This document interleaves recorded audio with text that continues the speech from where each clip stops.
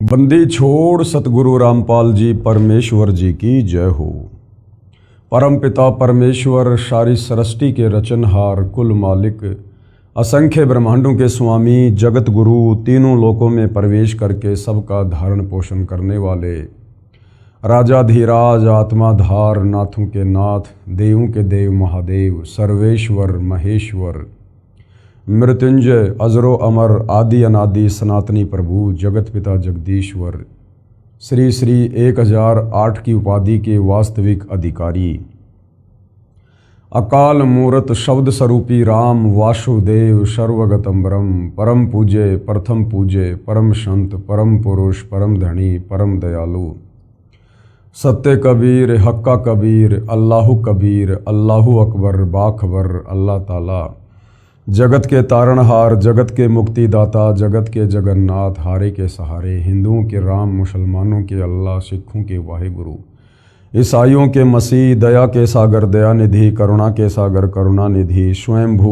परिभू संकट मोचन कष्टहरण मंगल करण दुख भंजन अविगत कबीर निर्विकार निर्विषम परमात्मा अलय अलेख सतगुरु आदि अनादि सतगुरु असली मर्यादा पुरुषोत्तम असली राम असली कृष्ण असली घनश्याम असली मुरारी राजाओं के राजा महाराजाओं के महाराजा शहंशाहों के शहंशाह सम्राटों के सम्राट भगवानों के भगवान अल्लाहों के अल्लाह प्रभुओं के प्रभु मसीहाओं के मसीह सच्चे वाहिगुरु बाबाओं के बाबा पीरों के पीर सेठों के सेठ जगत सेठ सावड़सा सेठ सर्वगुण संपन्न अनंत कोटि कलाओं के स्वामी अनंत कोटि ब्रह्मांडों के नायक योगियों में महायोगी ध्यानियों में महाध्यानी सिद्धों में परम सिद्ध ज्ञानियों में तत्वज्ञानी ब्रह्म ज्ञानी महाज्ञानी परम ज्ञानी सर्वश्रेष्ठ ज्ञानी विज्ञानी युवा कबीर समर्थ कबीर असमवात अमित ओझा सच्चे रहनुमा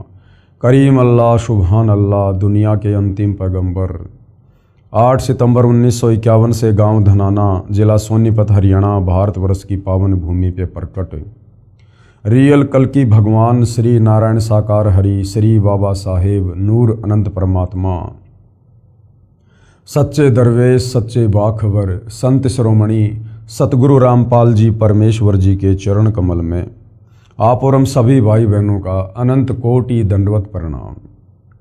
सत्साई भाई और बहनों, बहुत बड़ी दया बहुत बड़ी मेहर पूज्य गुरुदेव भगवान की परमेश्वर रामपाल जी की जिनके शुभ आशीर्वाद से विशेष आशीर्वाद से वीवीआईपी आशीर्वाद से पवित्र पुस्तक कबीर बड़ा या कृष्ण जो परम पूज्य सतगुरु रामपाल जी के सत्संगों के संग्रह के ऊपर बनी है, जो हिंदू धर्म के चारों वेद पवित्र गीता जी और 18 पुराणों के ज्ञान का निष्कर्ष निकाल कर बनाई गई है।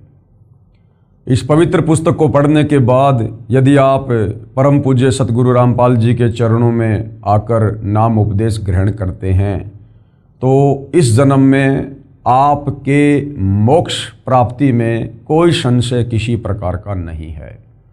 साथ में आपकी 101 पीढ़ियों का भी उद्धार होगा, क्योंकि उनको भी भक्ति मार्ग मिलेगा, मोक्ष मार्ग मिलेगा। भाई और बहनों, ये पवित्र पुस्तक हिंदू समाज के लिए एक वरदान से कम नहीं है, क्योंकि सदियों से हमारे नादान तत्वज्ञानहीन धर्म गुरुओं ने आचार्य शंकराचार्यों ने हमें जो शास्त्रों के विरुद्ध भक्ति करवाकर परमेश्वर से मिलने वाले लाभ से वंचित रखा है। अब ये पवित्र पुस्तक कबीर बड़ा या कृष्ण सबसे पहले तो ये साबित करेगी कि वास्तव में भगवान कौन है जिसकी भक्ति करनी चाहिए, क्योंकि भक्ति तो उस समय शुरू होती है जब हमें पहले भगवान का पता चलता है। सतयुग त्रेता द्वापर कलयुग 5000 वर्ष बीत चुका है। आज तक किसी भी धर्म के किसी भी धर्मगुरु ने परमात्मा चाहने वाली आत्माओं को परमेश्वर के विषय में नहीं बताया, परमेश्वर की परिभाषा के विषय में भी नहीं बताया, ना आत्मज्ञान के विषय में बताया, ना परमात्म ज्ञान के विषय में बताया। अब ठीक का समय आने पर स्वयं सारी सृष्टि के सृजनहार कबीर परमेश्वर सतगुरु रामपाल जी के रूप में धरती पर प्रकट हैं और सर्व धर्मों के धर्मशास्त्रों का निष्कर्ष निकालकर अपने सत्संगों के माध्यम से और पवित्र पुस्तकों के माध्यम से परमात्मा चाहने वाली आत्माओं के समक्ष पेश कर दिया है। अब ये हम आत्माओं के ऊपर निर्भर करेगा कि हम परमेश्वर चाहते हैं या फिर यहीं युगों युगों इस काल के कर्म बंधनों में जकड़े रहकर कष्ट उठाना चाहते हैं। तो इस पवित्र पुस्तक कबीर बड़ा या कृष्ण को पढ़ने के बाद अवश्य आपकी आत्मा जागृत होगी, यदि आपने भक्ति भाव से निष्पक्ष होकर रुचि लेकर इस पुस्तक को पढ़ा तो। अभी तक इस पुस्तक के ऊपर 10 वीडियो बन चुके हैं। इसी श्रृंखला में आज हमारा ये 11वें नंबर का वीडियो है। प्रत्येक वीडियो हमें अध्यात्म के विषय में बहुत कुछ बता रहा है। भाइयों और बहनों, इस पवित्र पुस्तक कबीर बड़ा या कृष्ण के ऊपर जो टॉपिक चल रहा है बहुत ही महत्वपूर्ण टॉपिक है। ऐसा ज्ञान, ऐसी रोचक कथाएं आपने अपनी जिंदगी में कभी नहीं सुना होगा। टॉपिक चल रहा है जनता की अदालत में, और जनता की अदालत में वर्तमान में जनता ही जज है, क्योंकि जनता शिक्षित है, एजुकेटेड है। अपनी आंखों से शास्त्रों में लिखी सच्चाई देखकर सत्य से परिचित हो सकती है, सत्य को स्वीकार कर सकती है। इसलिए सतगुरु रामपाल जी ने इस पवित्र पुस्तक में जनता की अदालत में जज भी जनता को ही बनाया है। मुकदमा है कबीर बड़ा या कृष्ण। श्री कृष्ण जी के पक्ष में खड़े होकर उनके जो वकील साहिबान हैं, उनकी एक लंबी चौड़ी फौज है। अर्थात हिंदू धर्म के सभी आचार्य, शंकराचार्य, संत, महंत, मंडलेश्वर श्री कृष्ण जी की तरफ से कोर्ट में उनका मुकदमा उनके वकील बनकर लड़ रहे हैं। दूसरी तरफ कबीर परमेश्वर जी, सारी सृष्टि के मालिक, वे स्वयं ही अपने अन्य रूप में अपने वकील हैं। यानी वर्तमान में वह कबीर परमेश्वर सतगुरु रामपाल जी के रूप में लीला कर रहे हैं, तो वे स्वयं ही अपने वकील हैं। और मुद्दा क्या है, मामला क्या है? श्री कृष्ण जी उर्फ विष्णु जी के वकीलों का कहना है, हिंदू धर्म गुरुओं का कहना है कि हमारे जितने भी हिंदू धर्म ग्रंथ हैं, 4 वेद है, पवित्र गीता जी है, 18 पुराण है, जितने भी उपनिषद हैं, शास्त्र हैं, इनमें श्री कृष्ण उर्फ विष्णु जी को परमपिता परमेश्वर बताया गया है। और श्री कृष्ण जी से ऊपर और कोई भगवान, कोई परमात्मा नहीं है। और ये श्री कृष्ण उर्फ विष्णु जी ये अजरो अमर हैं, अविनाशी हैं, इनके कोई माता पिता नहीं हैं, और इन्हीं की भक्ति करने से मोक्ष बता रहे हैं। दूसरी तरफ कबीर जी के वकील सतगुरु रामपाल जी ने जिन हिंदू धर्म ग्रंथों का हवाला देकर श्री कृष्ण जी के वकीलों ने श्री कृष्ण उर्फ विष्णु जी को अजरो अमर, अविनाशी, बिना माँ बाप का परमात्मा बताया है, उन्हीं हिंदू धर्म ग्रंथों को जनता के सामने अदालत में दिखाकर कबीर जी के वकील सतगुरु रामपाल जी ने उन लोगों की सिट्टी पिट्टी गुम कर दी है, उनके दांत खट्टे कर दिए हैं। और जनता ने अपनी आंखों से देखा श्रीमद् भगवत गीता में, श्री देवी महापुराण में, श्री शिव महापुराण में कि ब्रह्मा विष्णु महेश ये तीनों देवता नाशवान हैं, ये अविनाशी नहीं हैं, ये स्वयं अपनी जन्म और मृत्यु स्वीकार कर रहे हैं। गीता ज्ञान देने वाला ब्रह्म भी अपने जन्म और मृत्यु स्वीकार कर रहा है।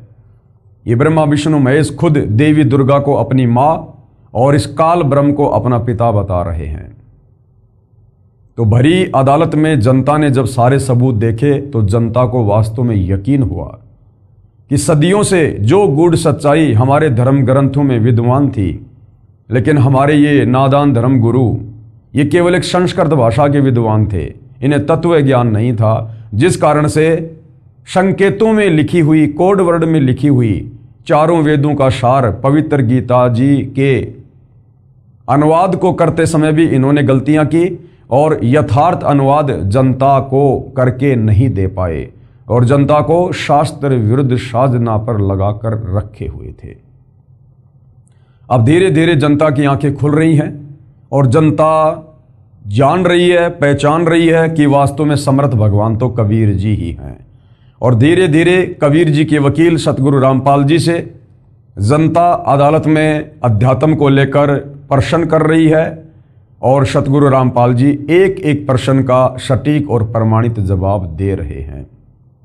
इसी प्रश्नोत्तरी में अब आगे कबीर जी के वकील सतगुरु रामपाल जी कबीर परमेश्वर जी की अमृतवाणी से सृष्टि रचना को समझा रहे हैं कि कबीर परमेश्वर जी की अमृतवाणी में जब ये 650 साल पहले बनारस के काशी में लहर तारा तालाब पर कमल के विकसित फूल पर शिशु रूप में प्रकट हुए और बड़े होने की लीला करते हुए 120 वर्ष तक उन्होंने अपने तत्व ज्ञान का प्रचार किया और जो ज्ञान उन्होंने बताया, जो सिंपल भाषा में था, कबीर वाणियों में था, लोकोक्तियों में था, मुहावरों में था, दोहों में था, शब्दों में था, जिस ज्ञान को 650 साल पहले कबीर जी को अनपढ़ कहकर, एक जुलाहा कहकर हमारे इन संस्कृत के तथाकथित विद्वानों ने उनको रिजेक्ट कर दिया। आज उन्हीं कबीर परमेश्वर जी की वो वाणियाँ, वो तत्व ज्ञान इन तमाम हिंदू धर्म ग्रंथों में लिखा हुआ देखकर जनता दांतों तले उंगली दबा रही है कि कबीर जी तो वास्तव में परमात्मा थे, परमेश्वर थे, और परमेश्वर सर्वज्ञ होते हैं, सर्व भाषाओं के ज्ञाता होते हैं, उन्हें पढ़ने लिखने की आवश्यकता नहीं पड़ती है। तो हमारे नादान धर्म गुरु धरती पर आए, परमेश्वर को भी नहीं जान पाए, नहीं पहचान पाए। वे स्वयं भी मोक्ष से वंचित रहे, हमारे पूर्वजों से भी भक्ति विरुद्ध साधना करवा कर उन्हें प्रेत योनियों में भेज दिया, नीच योनियों में भेज दिया, और अब उनके श्राद्ध निकलवा कर, गीता जी के अनुसार श्राद्ध निकालना भूत पूजा, हमसे भी भूत पूजा करवा रहे हैं, श्राद्ध निकलवा रहे हैं, पाखंड पूजा करवा रहे हैं, उन्हीं प्रेत योनियों में उन पूर्वजों के पास भेजने के लिए। तो जनता सतगुरु रामपाल जी का धन्यवाद कर रही है और साथ में अध्यात्म में रुचि ले रही है। और आज जनता की अदालत में सतगुरु रामपाल जी जनता के सामने कबीर परमेश्वर जी की अमृतवाणी में सृष्टि रचना को प्रमाणित कर रहे हैं, जो बहुत ही ध्यान से सुनने की आवश्यकता है। पवित्र पुस्तक कबीर बढ़ाया कृष्ण, पूज्य कबीर परमेश्वर अर्थात कबीर देव, ये जो शब्द है कबीर देव, ये वेदों में लिखा हुआ है। यानी वेदों में कबीर परमेश्वर जी को कबीर अग्नि और कबीर देव और कवि के नाम से संबोधित किया गया है। साधारण भाषा में हम उनको कबीर साहिब या कबीर परमेश्वर जी बोलते हैं। तो कबीर परमेश्वर जी की अमृतवाणी में सृष्टि रचना, यानी 650 साल पहले उन्होंने जो अमृतवाणी बोली, जो आदरणीय धर्मदास जी के द्वारा कबीर सागर के रूप में लिपिबद्ध कर ली गई, जिसको पांचवा वेद सूक्ष्म वेद कहते हैं, उसमें सृष्टि रचना को लेकर क्या कुछ कहा गया है, जिसका समर्थन आज हमारे चारों वेद, गीता जी और पुराण भी कर रहे हैं। तो देखिएगा ध्यान से।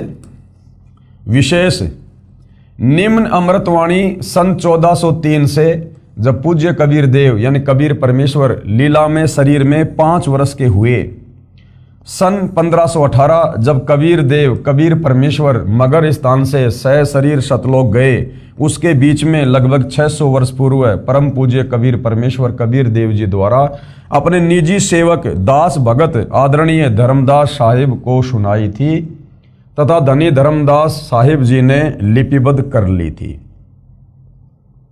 जो अमृतवाणी कबीर परमेश्वर जी की आपको सुनाई जाएगी, ये उस समय की है जब कबीर परमेश्वर सन 1398 में बनारस के काशी में प्रकट हुए, और जब लीला में तरीके से 5 वर्ष के हुए, उसके बाद उन्होंने अपने ज्ञान का, तत्व ज्ञान का प्रचार प्रसार करना शुरू किया। और कबीर परमेश्वर जी जब 5 वर्ष की लीला में आयु में थे, तो उनके जो प्रथम शिष्य थे वो 104 वर्ष के हिंदू धर्म के सुप्रसिद्ध विद्वान पंडित रामानंद जी हुए।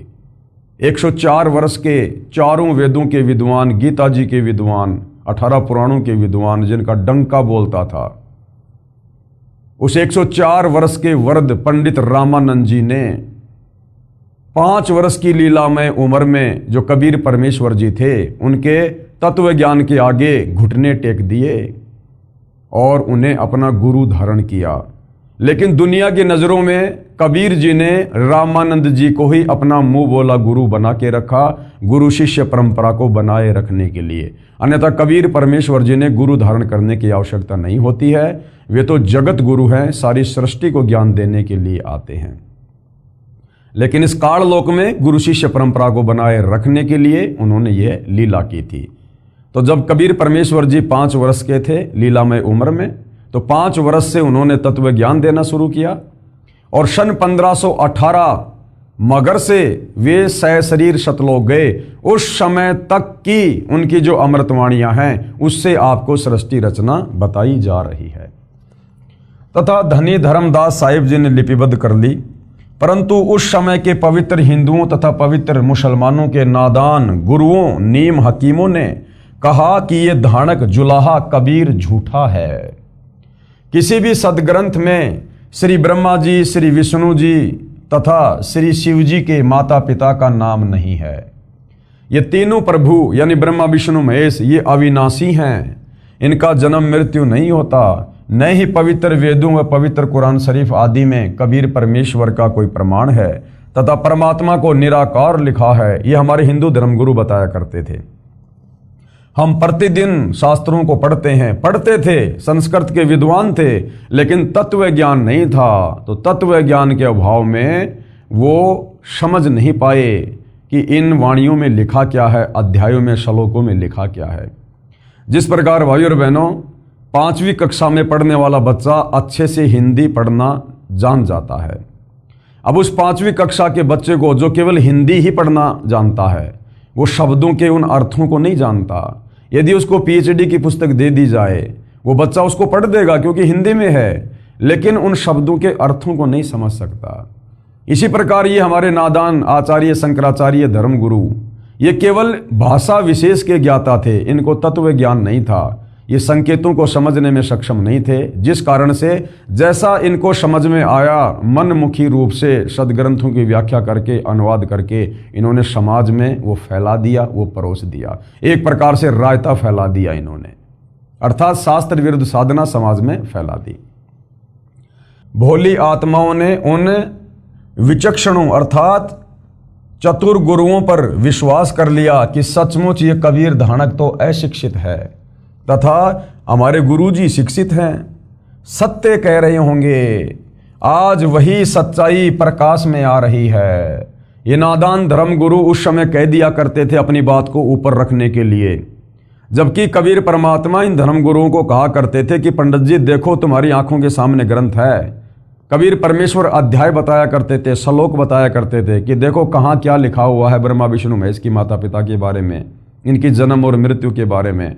वो पंडित लोग गुरु लोग देख लिया करते थे और जान लिया करते थे कि वास्तव में कबीर जी जो कह रहे हैं वैसा ही लिखा हुआ है। लेकिन अहंकारवश, मान बढ़ाई वश, काल प्रेरणावश कि कहीं हमारा धार्मिक धंधा फैल ना हो जाए, रोजी रोटी खत्म ना हो जाए, जिस कारण से उन्होंने ये कहकर उस समय की जो अनपढ़ जनता थी उनको बरगला दिया, भ्रमित कर दिया कि देखो रे लोगों, ये कबीर जुलाहा झूठ बोलता है, ये तो अनपढ़ है, इसको तो संस्कृत आती नहीं और हमारे सारे सदग्रंथ संस्कृत भाषा में हैं। तो आम व्यक्ति इस बात को बिल्कुल पक्का समझ लिया करते थे, मान लिया करते थे कि वास्तव में कबीर जी तो जुलाहा है, ये तो अनपढ़ है, संस्कृत आती नहीं, इसे क्या पता शास्त्रों में क्या लिखा है, कबीर जी झूठ बोल रहे हैं और हमारे गुरु जी सही कह रहे हैं। इस प्रकार से उन नादान धर्म गुरुओं की दाल गली रही। लेकिन भाइयों और बहनों ऐसा भी नहीं है कि परमात्मा कोई कमज़ोर थे या कमज़ोर साबित हो गए थे। वो समय नहीं था इन धर्मशास्त्रों की सच्चाई जन जन के सामने उजागर करने की। वो समय नहीं था भाइयों और बहनों। समय परमात्मा ने वर्तमान का निर्धारित किया हुआ था कि जब आवे 5505 तब ये वचन मेरा होगा साचा। ये कलयुग की बिचली पीढ़ी कबीर परमात्मा का निर्धारित समय है सत्य को उजागर करने का, धर्मशास्त्रों में लिखी सच्चाई को जन जन तक पहुंचाने का। तो अब वही कबीर परमेश्वर सतलोक से चलकर 8 सितंबर 1951 में गांव धनाना जिला सोनीपत हरियाणा में प्रकट हैं सतगुरु रामपाल जी के नाम से।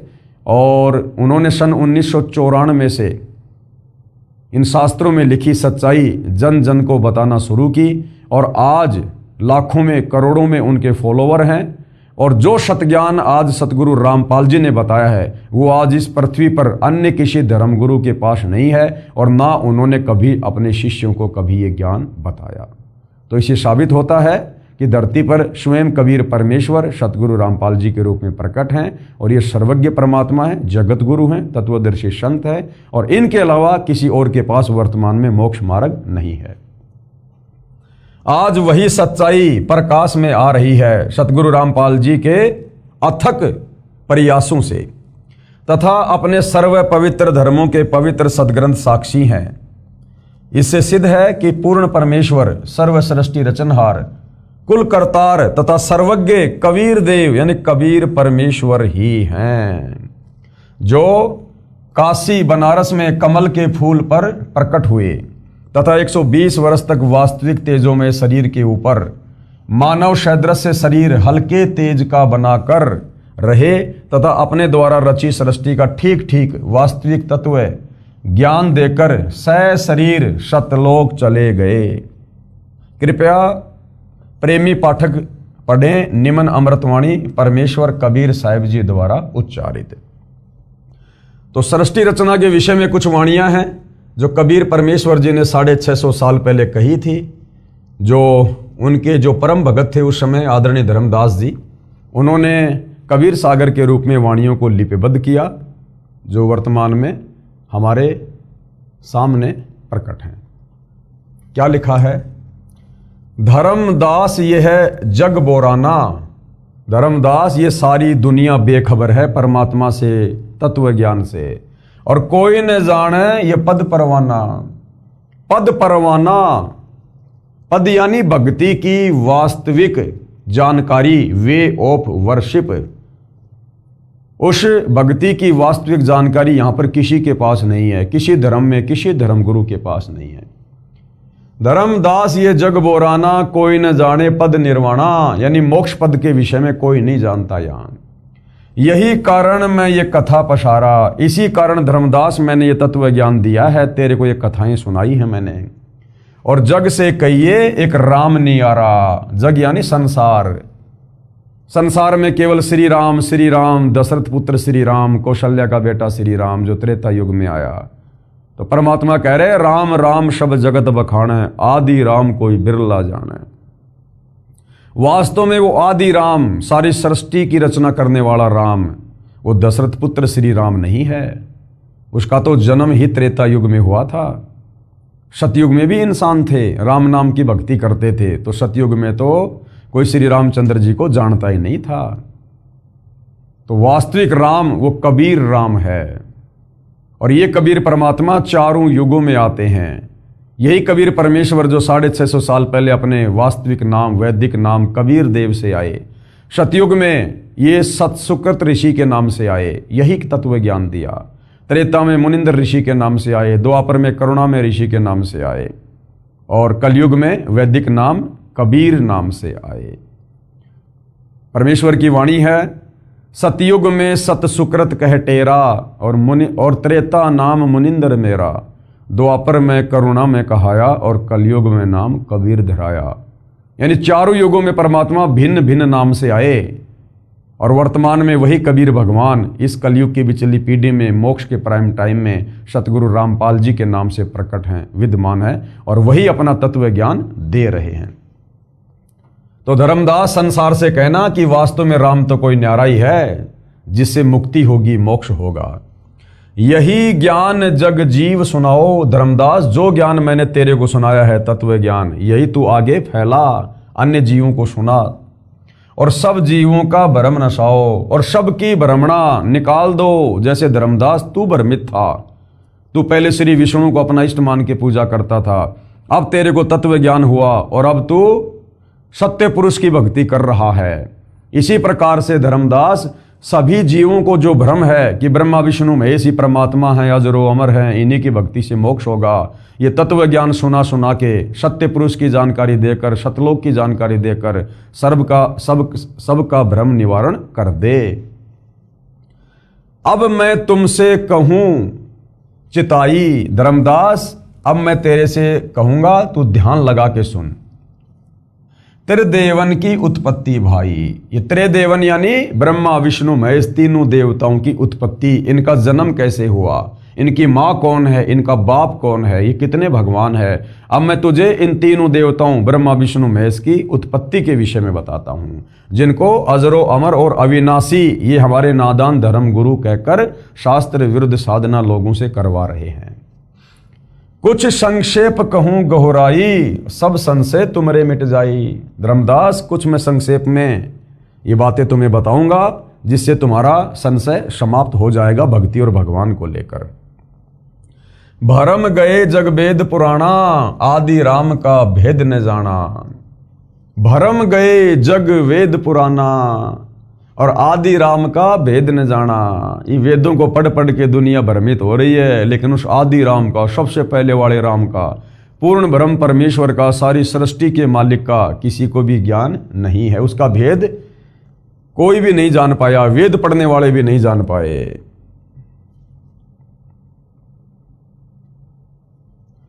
राम राम सब जगत बखाने और आदि राम कोई बिरला ही जाने। दशरथ पुत्र राम के विषय में तो सब कहते हैं कि राम राम जय जय राम श्री राम, परंतु उससे पहले वाला जो राम है, सतयुग वाला राम है, उस आदि राम, उस कबीर राम के बारे में, सत्य राम के बारे में, सत कबीर के बारे में कोई नहीं जानता है।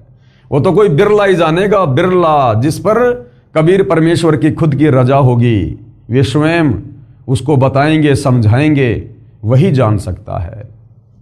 ज्ञानी सुने तो हृदय लगाई, यदि मेरे द्वारा बताई गई इस सृष्टि रचना को, इस तत्व ज्ञान को धर्मदास, यदि कोई ज्ञानी व्यक्ति सुनेगा, समझेगा, तो वो तो सौ शुक्र मनाएगा। हृदय लगाई कि हे भगवान, ऐसा ज्ञान हमारे शास्त्रों में हर बात का प्रमाण है। आज से पहले सुना ना देखा, तो कहते हैं वो तो हृदय लगाएगा, वो तो प्रसन्न होगा, खुश होगा, सौ गुण गाएगा। और इसी ज्ञान को यदि मूर्ख सुने तो गम ना पाई, और कोई मूर्ख सुनेगा तो कहेगा नहीं नहीं झूठ बोल रहे हैं, कोई सच्चाई नहीं है। माँ अष्टंगी और पिता निरंजन। ब्रह्मा विष्णु महेश की माँ कौन है? अष्टंगी, 8 भुजा वाली दुर्गा। और ब्रह्मा विष्णु महेश का पिता कौन है? निरंजन, यानी ज्योति निरंजन, काल ब्रह्म। वे जमदारुण वंशन अंजन, पहले कीन निरंजन राई। कबीर परमात्मा ने सबसे पहले सतलोक में अपने वचन से, अंडे से निरंजन की, यानी काल की उत्पत्ति की, और पीछे से माया उपजाई, और उसके बाद में परमात्मा ने माया यानी ये दुर्गा अष्टंगी, इसको बनाया। सृष्टि रचना से आप भाई बहनों को अच्छे से पता है कि सबसे पहले जिस हंस आत्मा ने काल के 21 ब्रह्मांड में उसके साथ जाने के लिए हाथ खड़ा किया था, उस हंस आत्मा को परमात्मा ने एक युवा लड़की बनाया, जिसको आदि माया और ये दुर्गा कहा जाता है। माया रूप देख अति शोभा और देव निरंजन तन मन लोभा। दुर्गा के उस युवा रूप रंग को देखकर और ये ज्योति निरंजन उसके ऊपर आसक्त हो गया, अपना तन मन, अपना सब कुछ होशो हवास खो बैठा। कामदेव धर्मराय सताए, यानी ये रजोगुण के वशीभूत हो गया ज्योति निरंजन काल, और देवी को तुरंत ही दर खाए। और दुर्गा के साथ में जैसे इसने बदतमीजी बलात् करने का प्रयास किया, उसी समय दुर्गा सूक्ष्म रूप बनाकर काल के ज्योति निरंजन के पेट में गई, और वहां से परमात्मा जी से अरदास करी कि हे कबीर परमेश्वर, मेरी रक्षा करो। पेट से देवी करी पुकारा, वहां सूक्ष्म रूप में काल के पेट से देवी दुर्गा ने कबीर परमात्मा से अर्ज की, हे साहेब मेरा करो उबारा, हे परमात्मा मेरी रक्षा करो, मुझे बचाओ। टेर सुनी तब हम तहां आए, जब दुर्गा की आवाज सुनी, वो पुकार सुनी, तब कबीर परमात्मा कहते हैं हम वहां पर आए और अष्टंगी के बंद छुड़वाए। अष्टंगी यानी दुर्गा 8 भुजा वाली, काल के पेट से उसको परमात्मा जी ने बाहर निकाला। सतलोक में कीन्या दुराचारी, दुराचारी सतलोक में इस काल ने, ज्योति निरंजन ने दुर्गा के साथ में, क्योंकि दुर्गा भी कबीर परमेश्वर के वचन से उत्पन्न और काल भी कबीर परमेश्वर के वचन से उत्पन्न, दोनों आपस में भाई बहन हुए। तो काल ने दुर्गा के साथ में जबरदस्ती करने का प्रयास किया, उसको परमेश्वर ने दुराचार की संज्ञा दी है, दुराचार की। तो इस ज्योति निरंजन ने दुर्गा के साथ में जबरदस्ती की, जिस कारण काल निरंजन दीन्या निकारी, कबीर परमात्मा ने इस ज्योति निरंजन काल को श्राप दे दिया कि आज के बाद तेरा नाम काल होगा और तू रोजाना 1,00,000 मानव शरीरधारी आत्माओं के सूक्ष्म शरीर से निकली वासना खाएगा और निकल जा यहां से सतलोक से। और 16 संकोश की दूरी पर सतलोक से 21 ब्रह्मांड सहित उसको भेज दिया, निकाल दिया। माया समेत दिया भगाई, दुर्गा सहित, क्योंकि दुर्गा ने भी गलती की। सतलोक में सारे आनंद थे, सारे ठाठ बाट थे, लेकिन काल के साथ जाने के लिए उसने हाथ खड़ा किया, स्वीकृति दी, पतिव्रता पद से गिर गई, जिस कारण से परमात्मा ने दुर्गा और काल को दोनों को 21 ब्रह्मांड सहित सतलोक से 16 संकोश की दूरी पर निकाल दिया। और दुर्गा के पीछे पीछे हम असंख्य आत्माओं ने, जो आज यहाँ ब्रह्मा विष्णु महेश, लक 84 में गधा कुत्ता शुअर देव जितने भी हैं प्राणी 21 ब्रह्मांड में, मक्खी मच्छर कीट पतंग, हम सब ने भी हाथ खड़े कर दिए थे। तो हम सबको कबीर परमात्मा ने सूक्ष्म रूप बनाया और दुर्गा के अंतःकरण में डाल दिया और कहा कि मैंने तेरे को शब्द शक्ति दे दी है, ये काल जितनी आत्मा कहे तू अपने वचन से उत्पन्न कर देना। माया समेत दिया भगाई, 16 शंख कोश दूरी पर आई, यानी सतलोक से 16 शंख कोश की दूरी पर ये काल के 21 ब्रह्मांड आ गए। अष्टंगी और काल अबदोई, अब 21 ब्रह्मांड में कौन है? ये दुर्गा और काल दोनों। मंद कर्म से गए बिगोई, इन्होंने सतलोक में वो गंदा कर्म किया। गंदा कर्म मतलब दुर्गा ने तो ये गलती करी कि वो अपने परमपिता परमेश्वर के पतिव्रता पद से गिर गई हाथ खड़ा करके। और काल ने क्या मंदा कर्म किया? दुर्गा के यौवन को देखकर, रूप रंग को देखकर उसके ऊपर आसक्त होकर जबरदस्ती करने का उसने जो है कुप्रयास किया। तो इन कुकर्मों के चलते दोनों को वहां से निकाल दिया। और हम जितनी भी आत्माएं थी, हमने भी काल के साथ उसके 21 ब्रह्मांड में आने के लिए हाथ खड़ा किया, तो हमने भी सजा पाई। धर्म राय को हिकमत कीन्या और नख रेखा से भग कर लेना। अब धर्म राय इस काल को कहते हैं। इसने कहा था कि भगवान मैं सत्य का राज करूंगा, जो जैसा कर्म करेगा 21 ब्रह्मांड में उस प्राणी को वैसा ही मैं फल दूंगा, मैं धर्म का राज करूंगा, सत्य का राज करूंगा, इसलिए काल को धर्म राय भी कहते हैं। नख रेखा से भग कर लेना, अपने नाखूनों से, अपनी वचन शक्ति से, सिद्धि शक्ति से इसने यहां आकर दुर्गा को स्त्री इंद्री लगाई अपनी काम वासना की पूर्ति के लिए। धर्म राय कीन्या भोग विलासा, और इस धर्म राय काल ने दुर्गा के साथ में पति पत्नी व्यवहार किया, भोग विलास किया। माया को रही तब आशा, काल ने दुर्गा के साथ भोग विलास किया यानी सेक्स की। उसके बाद दुर्गा जो है ये प्रेग्नेंट हो गई, माया को रही तब आशा। 3 पुत्र अष्टंगी जाए, अष्टंगी यानी दुर्गा आदि माया, इसने 3 पुत्रों को जन्म दिया। 3 पुत्र अष्टंगी जाए। 650 साल पहले कबीर भगवान ने यह अमृतवाणी कही थी, जो उस समय के नादान धर्मगुरुओं ने अभिमानवश रिजेक्ट कर दिया। और आज हमारी ये पवित्र गीता, देवी महापुराण आज इस सृष्टि रचना का समर्थन कर रहे हैं कि हाँ बिल्कुल ब्रह्मा विष्णु महेश की माँ दुर्गा है और इनका जो पिता है वो काल है। 3 पुत्र अष्टंगी जाए, और क्या नाम रखे? ब्रह्मा विष्णु शिव नाम धराए। क्या नाम रखे उनके? ब्रह्मा विष्णु और शिव। 3 देव विस्तार चलाए और इनमें ये जग धोखा खाए। और यही तीनों देवता काल और दुर्गा के ये तीनों पुत्र ब्रह्मा विष्णु महेश 3 देव विस्तार चलाए। फिर इस काल ने क्या किया? 3 पुत्रों की उत्पत्ति कर दी, समय आने पर उनको तैयार कर दिया सृष्टि रचना के लिए, एक एक गुण से युक्त करके। ब्रह्मा जी को रजोगुण से युक्त कर दिया, विष्णु जी को शतोगुण से, शंकर जी को तमोगुण से। और काल ने कहा कि दुर्गा अब मैं किसी को भी अपने ओरिजिनल काल रूप में दर्शन नहीं दूंगा, और इन तीनों पुत्रों के माध्यम से अब तू मेरे एक ब्रह्मांड में सृष्टि रचना का कार्य शुरू कर। तो एक ब्रह्मांड में 3 लोकों में, पृथ्वी लोक, स्वर्गलोक और पाताल लोक, इस एक ब्रह्मांड में जो सृष्टि रचना का कार्य जो चल रहा है रजोगुण के प्रभाव से, ब्रह्मा जी के रजोगुण के प्रभाव से, यहां पर सभी जीव जबरदस्ती वासना से प्रेरित होकर संतान उत्पत्ति करते हैं। हमसे जबरदस्ती संतान उत्पत्ति करवाई जा रही है। विष्णु जी के सतोगुण के प्रभाव से ना चाहते हुए जबरदस्ती हम मोह ममता में बंधे रहते हैं, मेरा बेटी, मेरा बेटा, मेरी कार, मेरी कोठी। और श्री शंकर जी के तमोगुण के प्रभाव से लड़ाई झगड़ा, मन मुटाव, राग द्वेष, ईर्ष्या, इस प्रकार की भावना। काल ये सब कुछ क्यों करवा रहा है? अपने भोजन के लिए, क्योंकि उसे प्रतिदिन 1 लाख मानव शरीरधारी आत्माओं के सूक्ष्म शरीर से निकली वासना खाने का श्राप लगा है। जब ये मानव शरीरधारी प्राणी शरीर छोड़ता है, स्त्री या पुरुष, सबसे पहले ये जीवात्मा सूक्ष्म शरीर में काल के पास 21वें ब्रह्मांड में जहाँ पर ये रहता है, जहाँ पर इसने तपतशिला बना रखी है, ये आत्मा वहाँ जाती है सूक्ष्म शरीर में। और वहाँ पर ये काल सभी आत्माओं को प्रतिदिन 1 लाख सूक्ष्म शरीरधारी आत्माओं को तपतशिला पर भूनता है, जैसे हम तवे के ऊपर जीरा भूनते हैं, चटक चटक करता है। तो सूक्ष्म शरीर में आत्मा मरती नहीं है, लेकिन बहुत ज़्यादा पीड़ा सहन करती है, बेहोश हो जाती है।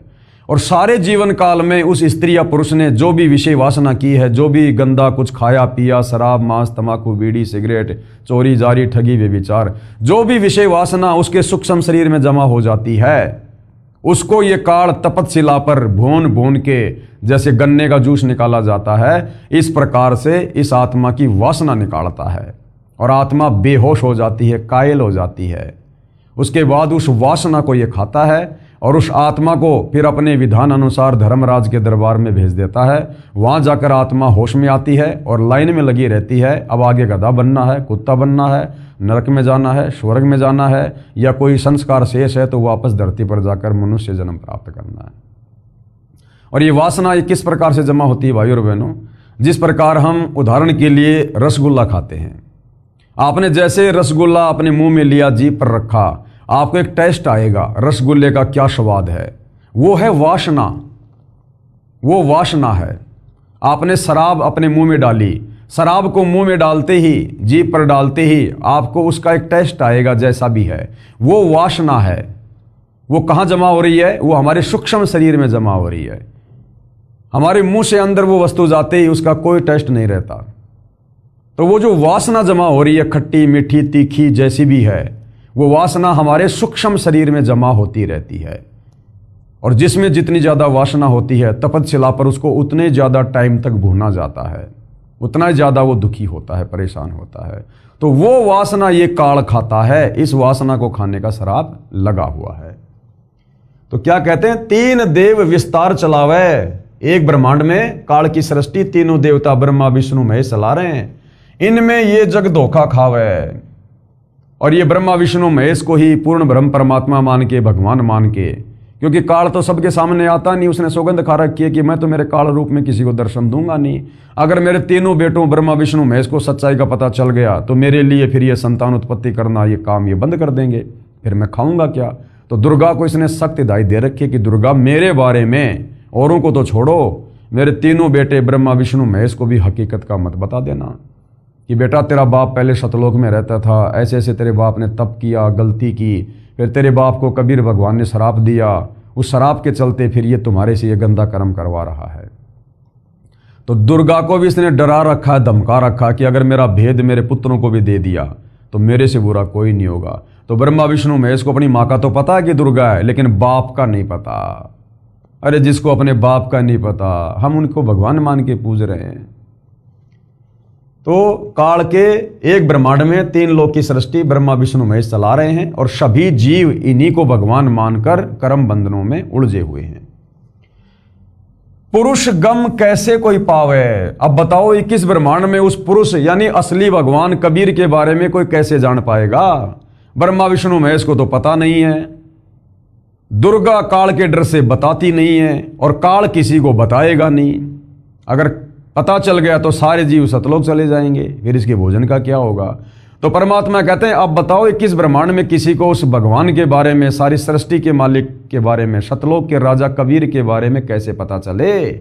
इसलिए वो कबीर परमात्मा खुद ही चलकर धरती पर संत रूप में, तत्वदर्शी संत रूप में आता है, अपने आप को छुपाता है कि मैं तो भगवान का भेजा हुआ हूं, मैं तो उसका दास हूं, उसका नौकर हूं, ताकि हम उसके ज्ञान को समझें। अगर वो इंसान रूप में आके कह दे मैं भगवान हूं तो कोई भी उसके ज्ञान को स्वीकार नहीं करेगा कि ये तो बड़ा अहंकारी आदमी है, बड़ा पाखंडी आदमी, हमारे सामने जन्म लिया और अपने आप को भगवान कह रहा है। इसलिए कबीर भगवान ने अपने आप को छुपाना पड़ता है, अपने आप को तत्वदर्शी संत कहते हैं, जगत गुरु कहते हैं, साधु कहते हैं, भगवान का भेजा हुआ दास कहते हैं। पुरुष गम कोई कैसे पावे, ये काल निरंजन जग भरमावे। इस काल ने अपने पुत्र ब्रह्मा विष्णु महेश और दुर्गा के माध्यम से पूरे संसार को भ्रमित कर रखा है, असली भगवान को लेकर, भक्ति को लेकर। 3 लोक, पृथ्वी लोक, पाताल लोक और स्वर्ग लोक, 3 लोक अपने सुत दीन्या, अपने सुत यानी अपने बेटों को दे दिए 3 लोक एक ब्रह्मांड में, पृथ्वी पाताल स्वर्ग। यहां का स्वामी बना दिया इनको, एक एक गुण का, रजोगुण का ब्रह्मा जी को, शतोगुण का विष्णु जी को, तमोगुण का शंकर जी को, और सारे जीव इन्हीं को भगवान मानकर पूज रहे हैं। और शून्य निरंजन बाशालीन्या, और ये निरंजन ज्योति निरंजन काल, इसने शून्य में, शून्य यानी 21 ब्रह्मांड में सबसे ऊपर की जो जगह है जहां पर यह तपस्या बनाकर रहता है, वहां फिर ये निवास करने लगा। अलख निरंजन सुन ठिकाना, इस अलख निरंजन, अब इसको ये अलख निरंजन क्यों कहने लग गए?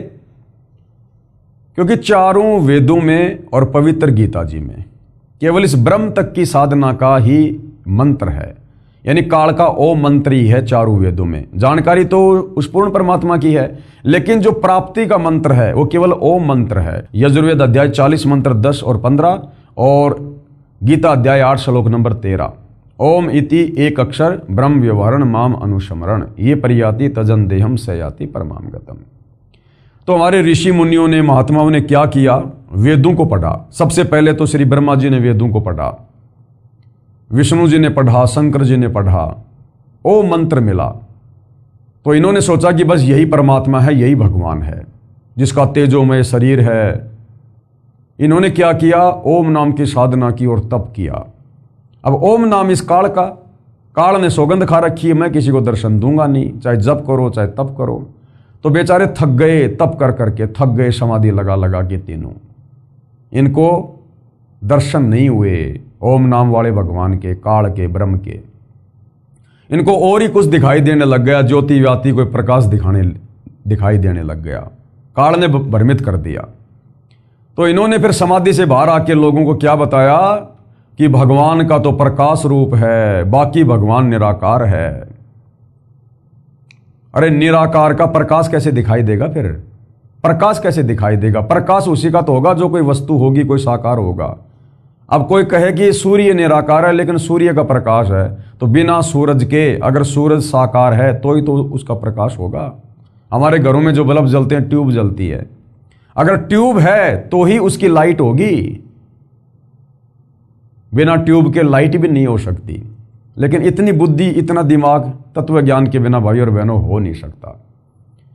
तो ब्रह्मा विष्णु महेश ने सोचा कि भाई भगवान तो निराकार है, उसका तो ज्योति रूप है, बस जगमग जगमग ज्योति वही भगवान है, बस ज्योत स्वरूपी राम।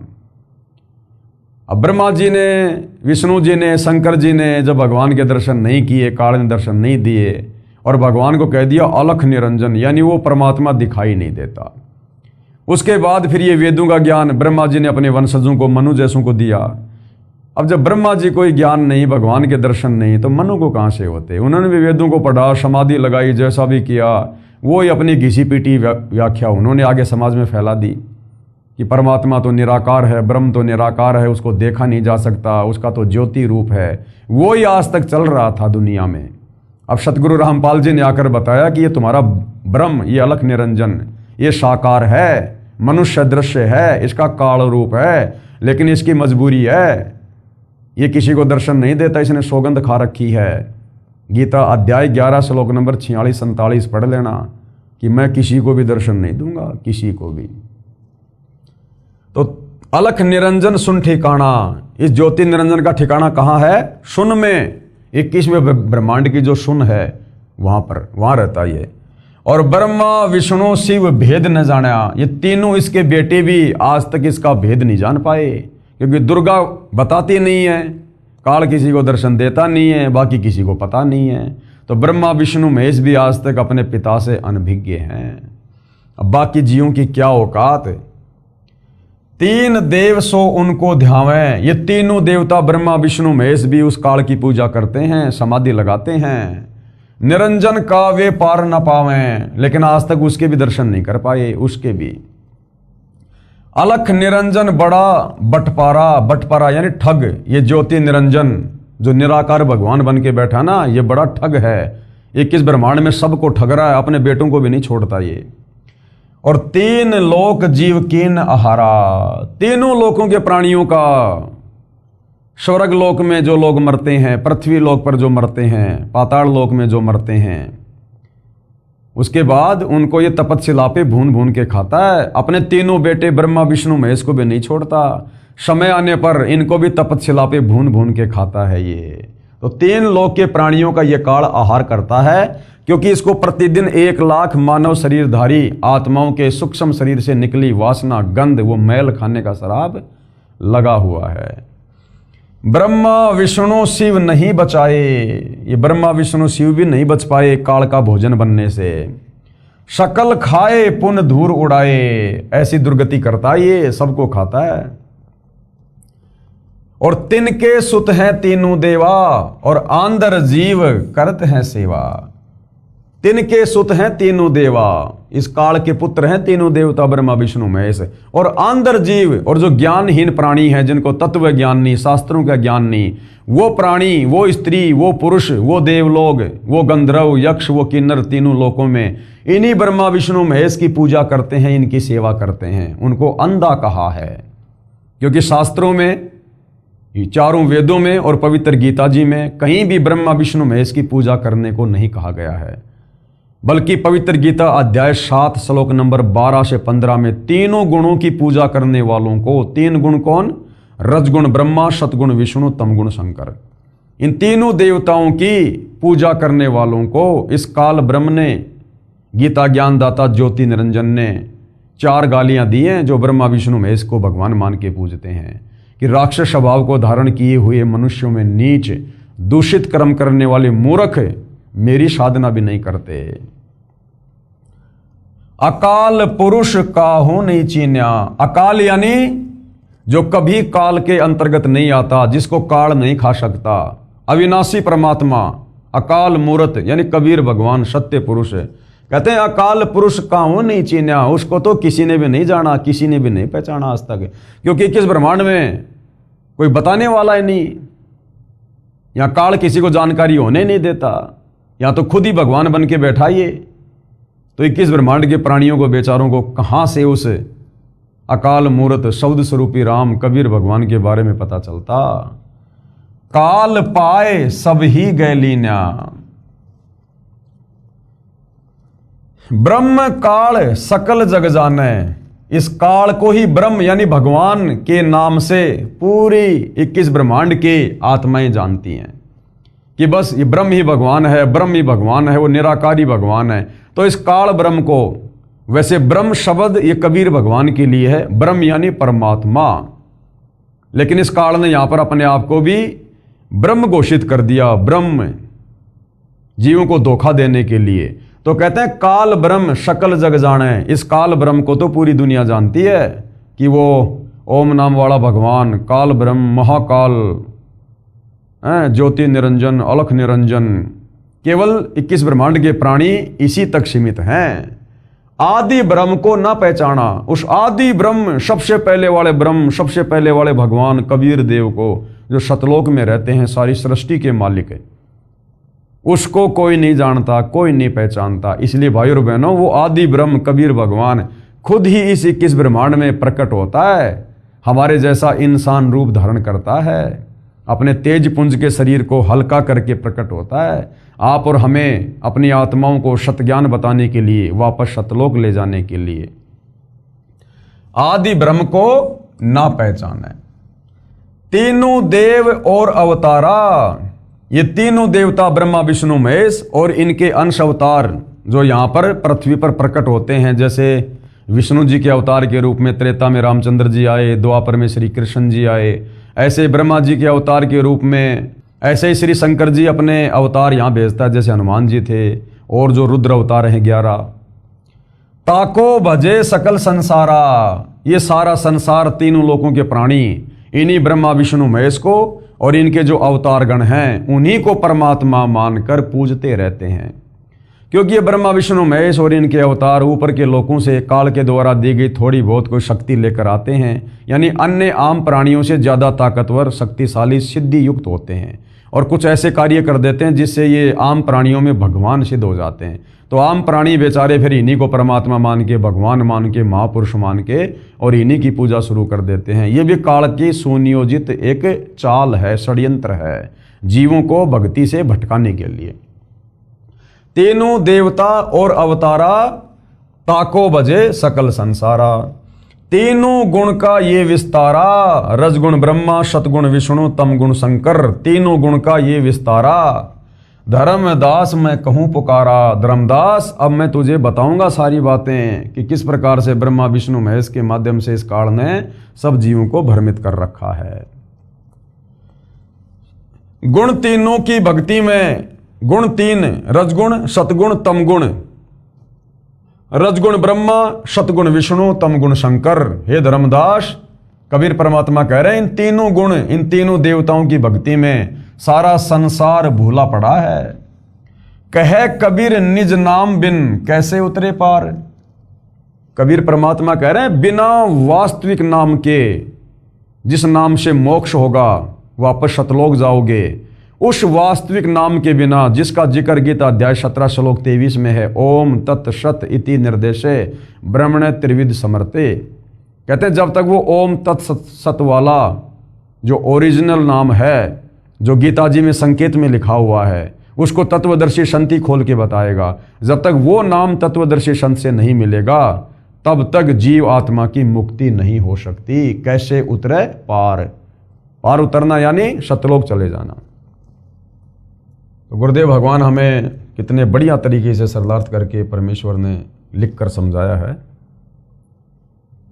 देखिएगा, उपरोक्त अमृतवाणी में, जो अमृतवाणी अभी हमने कबीर परमेश्वर जी की ये पढ़ी है, उपरोक्त अमृतवाणी में परमेश्वर कबीर साहिब जी अपने निजी सेवक श्री धर्मदास साहिब जी को कह रहे हैं कि धर्मदास, ये सर्व संसार तत्व ज्ञान के अभाव से विचलित है।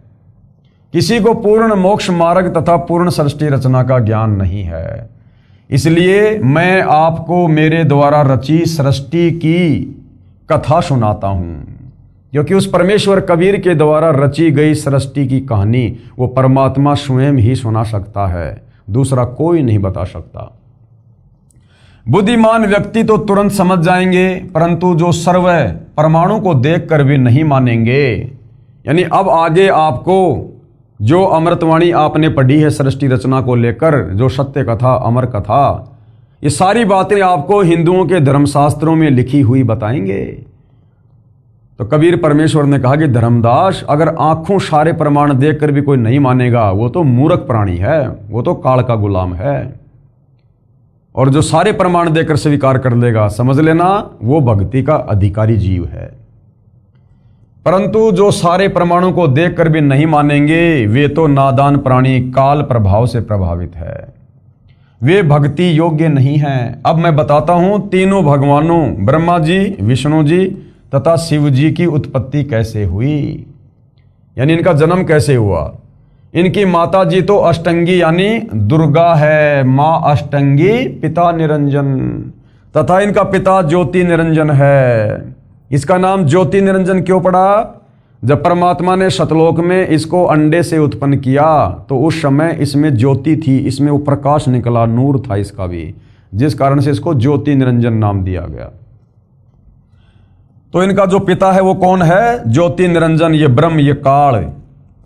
पहले ब्रह्म की उत्पत्ति अंडे से हुई, फिर दुर्गा की उत्पत्ति हुई। दुर्गा के रूप पर आसक्त होकर काल ब्रह्म ने गलती यानी छेड़छाड़ की, जिसको दुराचार की संज्ञा दी गई है। तब दुर्गा को और क्या कहते हैं? प्रकृति। दुर्गा का और क्या नाम है? प्रकृति। हमारे ही पुराणों में, देवी पुराण में दुर्गा का अन्य नाम है अष्टंगी, आदि माया और प्रकृति, शिवा। गीता अध्याय 14 श्लोक नंबर 3 और 5 में ये गीता ज्ञानदाता काल ब्रह्म दुर्गा को क्या कह रहा है? प्रकृति, यानी मैं अपनी प्रकृति के गर्भ में बीज स्थापित करता हूं जिससे सबकी उत्पत्ति होती है। ने इसके पेट में शरण ली, यानी दुर्गा ने, प्रकृति ने इसके पेट में शरण ली। जब सतलोक में ये छेड़छाड़ करने की कोशिश कर रहा था तो दुर्गा ने सूक्ष्म रूप बनाकर इसके पेट में शरण ली। और परमात्मा कह रहे हैं मैं वहां गया जहां ज्योति निरंजन काल था, तब भवानी को ब्रह्म यानी ज्योति निरंजन के पेट से निकालकर 21 ब्रह्मांड समेत 16 संकोश की दूरी पर भेज दिया। ज्योति निरंजन यानी धर्मराज ने प्रकृति देवी यानी दुर्गा के साथ भोग विलास किया। इन दोनों के सहयोग से यानी पति पत्नी व्यवहार से तीनों गुणों श्री ब्रह्मा जी, श्री विष्णु जी तथा श्री शिव जी की उत्पत्ति हुई। इन्हीं तीनों गुणों रजगुण ब्रह्मा जी, सतगुण विष्णु जी, तमगुण शिव जी की ही पूजा करके सर्व प्राणी काल जाल में फंसे हैं। जब तक वास्तविक मंत्र नहीं मिलेगा, गीता अध्याय 17 श्लोक 23 वाला ओम तत्सत, तब तक पूर्ण मोक्ष कैसे होगा। ओम नाम से तो केवल हम काल के 21 ब्रह्मांड में रहेंगे, क्योंकि ओम मंत्र काल का है, काल तक की साधना है। ओम नाम की साधना करके जाएंगे इसके ब्रह्मलोक में। गीता अध्याय 8 श्लोक 16 में कहता है कि ब्रह्मलोक पर्यंत सर्वलोक पुनरावर्ती में है, यानी ब्रह्मलोक में गया हुआ भगत भी वापस जन्म मरण में आएगा। तो जो वास्तव में जो मुक्ति का मंत्र है वो है ओम तत्सत, जो संकेत में गीता में लिखा है। तत्वदर्शी संत ही उसको खोल कर बताएगा। कहने का मतलब है वर्तमान में धरती पर वह तत्वदर्शी संत सतगुरु रामपाल जी हैं, और उनकी शरण में आकर वो वास्तविक मंत्र लिए बिना आप और हमारा छुटकारा काल के 21 ब्रह्मांड से, जन्म मरण से, लक 84 की पीड़ा से, नरक के कष्ट से, तपतशिला के दुख दर्द से नहीं हो सकता। विशेष अब कबीर जी के वकील जनता की अदालत में जनता को क्या कह रहे हैं। विशेष भगत जन विचार करें कि श्री ब्रह्मा जी, श्री विष्णु जी तथा श्री शिव जी की स्थिति अविनाशी बताई गई है। यानी श्री कृष्ण जी उर्फ विष्णु जी के वकील जनता की अदालत में हमारे हिंदू धर्म गुरु, वो श्री ब्रह्मा विष्णु महेश को अविनाशी कह रहे थे कि हमारे धर्मशास्त्रों में लिखा है, गीता में लिखा है कि ये तीनों देवता ब्रह्मा विष्णु महेश ये अजरो अमर है, अविनाशी हैं, इनके कोई माता पिता नहीं है। जबकि कबीर परमेश्वर जी की वाणी सिद्ध कर रही है आगे, जिसका समर्थन हमारे धर्म ग्रंथ भी करेंगे। तो क्या कह रहे हैं कबीर जी के वकील सतगुरु रामपाल जी। भगत जन विचार करें कि श्री ब्रह्मा जी, श्री विष्णु जी तथा श्री शिव जी की स्थिति अविनाशी बताई गई है। सर्व हिंदू समाज अभी तक तीनों परमात्माओं को अजर अमर व जन्म मृत्यु रहित मानते रहे कि ये तो अजर अमर है, कभी मरते नहीं है, इनका कोई जन्म मरण नहीं होता ब्रह्मा विष्णु महेश का। जबकि ये तीनों नाशवान हैं, इन तीनों का नाश होता है, ये जन्मते भी हैं और मरते भी हैं। इनके जो पिता हैं वो काल रूपी ये ब्रह्म है तथा माता दुर्गा यानी प्रकृति, जिसको अष्टंगी भी कहते हैं। जैसा आपने पहले उन प्रमाणों में पढ़ा, क्योंकि पहले इसी पुस्तक में सारे प्रमाण देवी पुराण से दिखा दिए गए हैं कि तीनों देवताओं की माता है दुर्गा और इनका पिता है काल ब्रह्म। श्री देवी पुराण 3 स्कंद पेज नंबर 123 और 24। ये ज्ञान अपने शास्त्रों में भी विद्यमान है, परंतु हिंदू समाज के ये कलयुगी गुरुओं, ऋषियों, संतों को ज्ञान नहीं। जो अध्यापक पाठ्यक्रम यानी सिलेबस से ही अपरिचित है वह अध्यापक ठीक नहीं, विद्वान नहीं है, विद्यार्थियों के भविष्य का शत्रु है।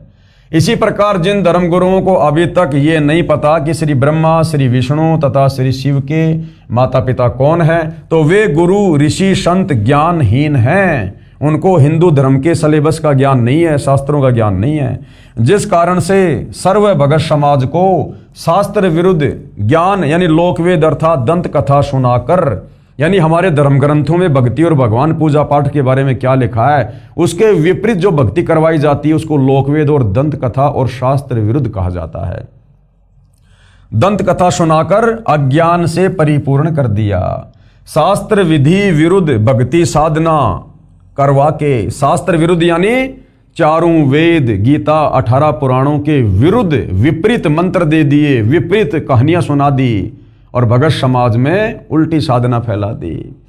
शास्त्र विरुद्ध भक्ति साधना करा के और परमात्मा के वास्तविक लाभ यानी पूर्ण मोक्ष से वंचित रखा। सबका मानव जन्म नष्ट कर दिया। क्योंकि मरने के बाद फिर क्या होगा? जो शास्त्रों के अनुसार भक्ति नहीं करेगा, तो गीता अध्याय 16 श्लोक नंबर 23 में लिखा है कि अर्जुन, जो व्यक्ति शास्त्र विधि को त्याग कर मनमानी पूजा करेगा, भक्ति करेगा, उसको ना सिद्धि होगी, ना उसकी मुक्ति होगी, ना उसका कोई कार्य सफल होगा। और यदि फिर भी शास्त्र विरुद्ध साधना करने के चलते किसी के कार्य सिद्ध हो रहे हैं, तो उस शास्त्र विरुद्ध भक्ति साधना को करने के चलते नहीं हो रहे, वो उसके पूर्व जन्म की भक्ति के कारण उसके कार्य सिद्ध हो रहे हैं। पूर्व जन्म की भक्ति के जो है उन पुण्यों के कारण है, क्योंकि उसकी बैटरी अभी चार्ज है। जिस प्रकार आप जी ने बैटरी को चार्ज कर लिया, उसके बाद आप उसका लाइट से कनेक्शन हटा दो, इन्वर्टर से कनेक्शन हटा दो, फिर भी बैटरी अपना काम करेगी जब तक उसकी क्षमता है, उसमें चार्ज है। लेकिन आगे फिर चार्ज खत्म होने के बाद, क्योंकि वो लाइट में नहीं लगी हुई है, जिस कारण से सारी सुविधा बंद होगी। तो वर्तमान में किसी भी धर्म गुरु के पास में वास्तविक जो साधना है उसका वो कनेक्शन नहीं है।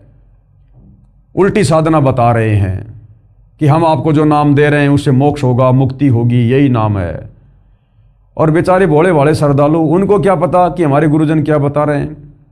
वो उनकी बातों पर विश्वास कर लेते हैं कि गुरुजी बता रहे होंगे, सही बता रहे होंगे, गुरुजी तो विद्वान है, पढ़े लिखे हैं, धर्मगुरु हैं, बड़ी बड़ी दाढ़ी है। तो बेचारे लग जाते हैं गुरु को बहुत बड़ा विद्वान मानकर। और गुरु ने उनको क्या कर रखा है? गुरु ने उनको शास्त्र विरुद्ध साधना दे रखी है। अब जब तक उनकी वो पिछले जन्मों की बैटरी चलती है, तब तक तो गुरुजी के वहां जाते हैं, आते हैं, सेवा करते हैं कि हाई गुरुजी की वजह से लाभ हो रहे हैं, भाई गुरुजी के आशीर्वाद फल रहा है, गुरुजी ने जो भक्ति बता दी, जो मंत्र बता दिए, वो काम कर रहा है। और वही भक्ति, वही मंत्र करते करते अन्य लोगों की दुर्गति हो रही है।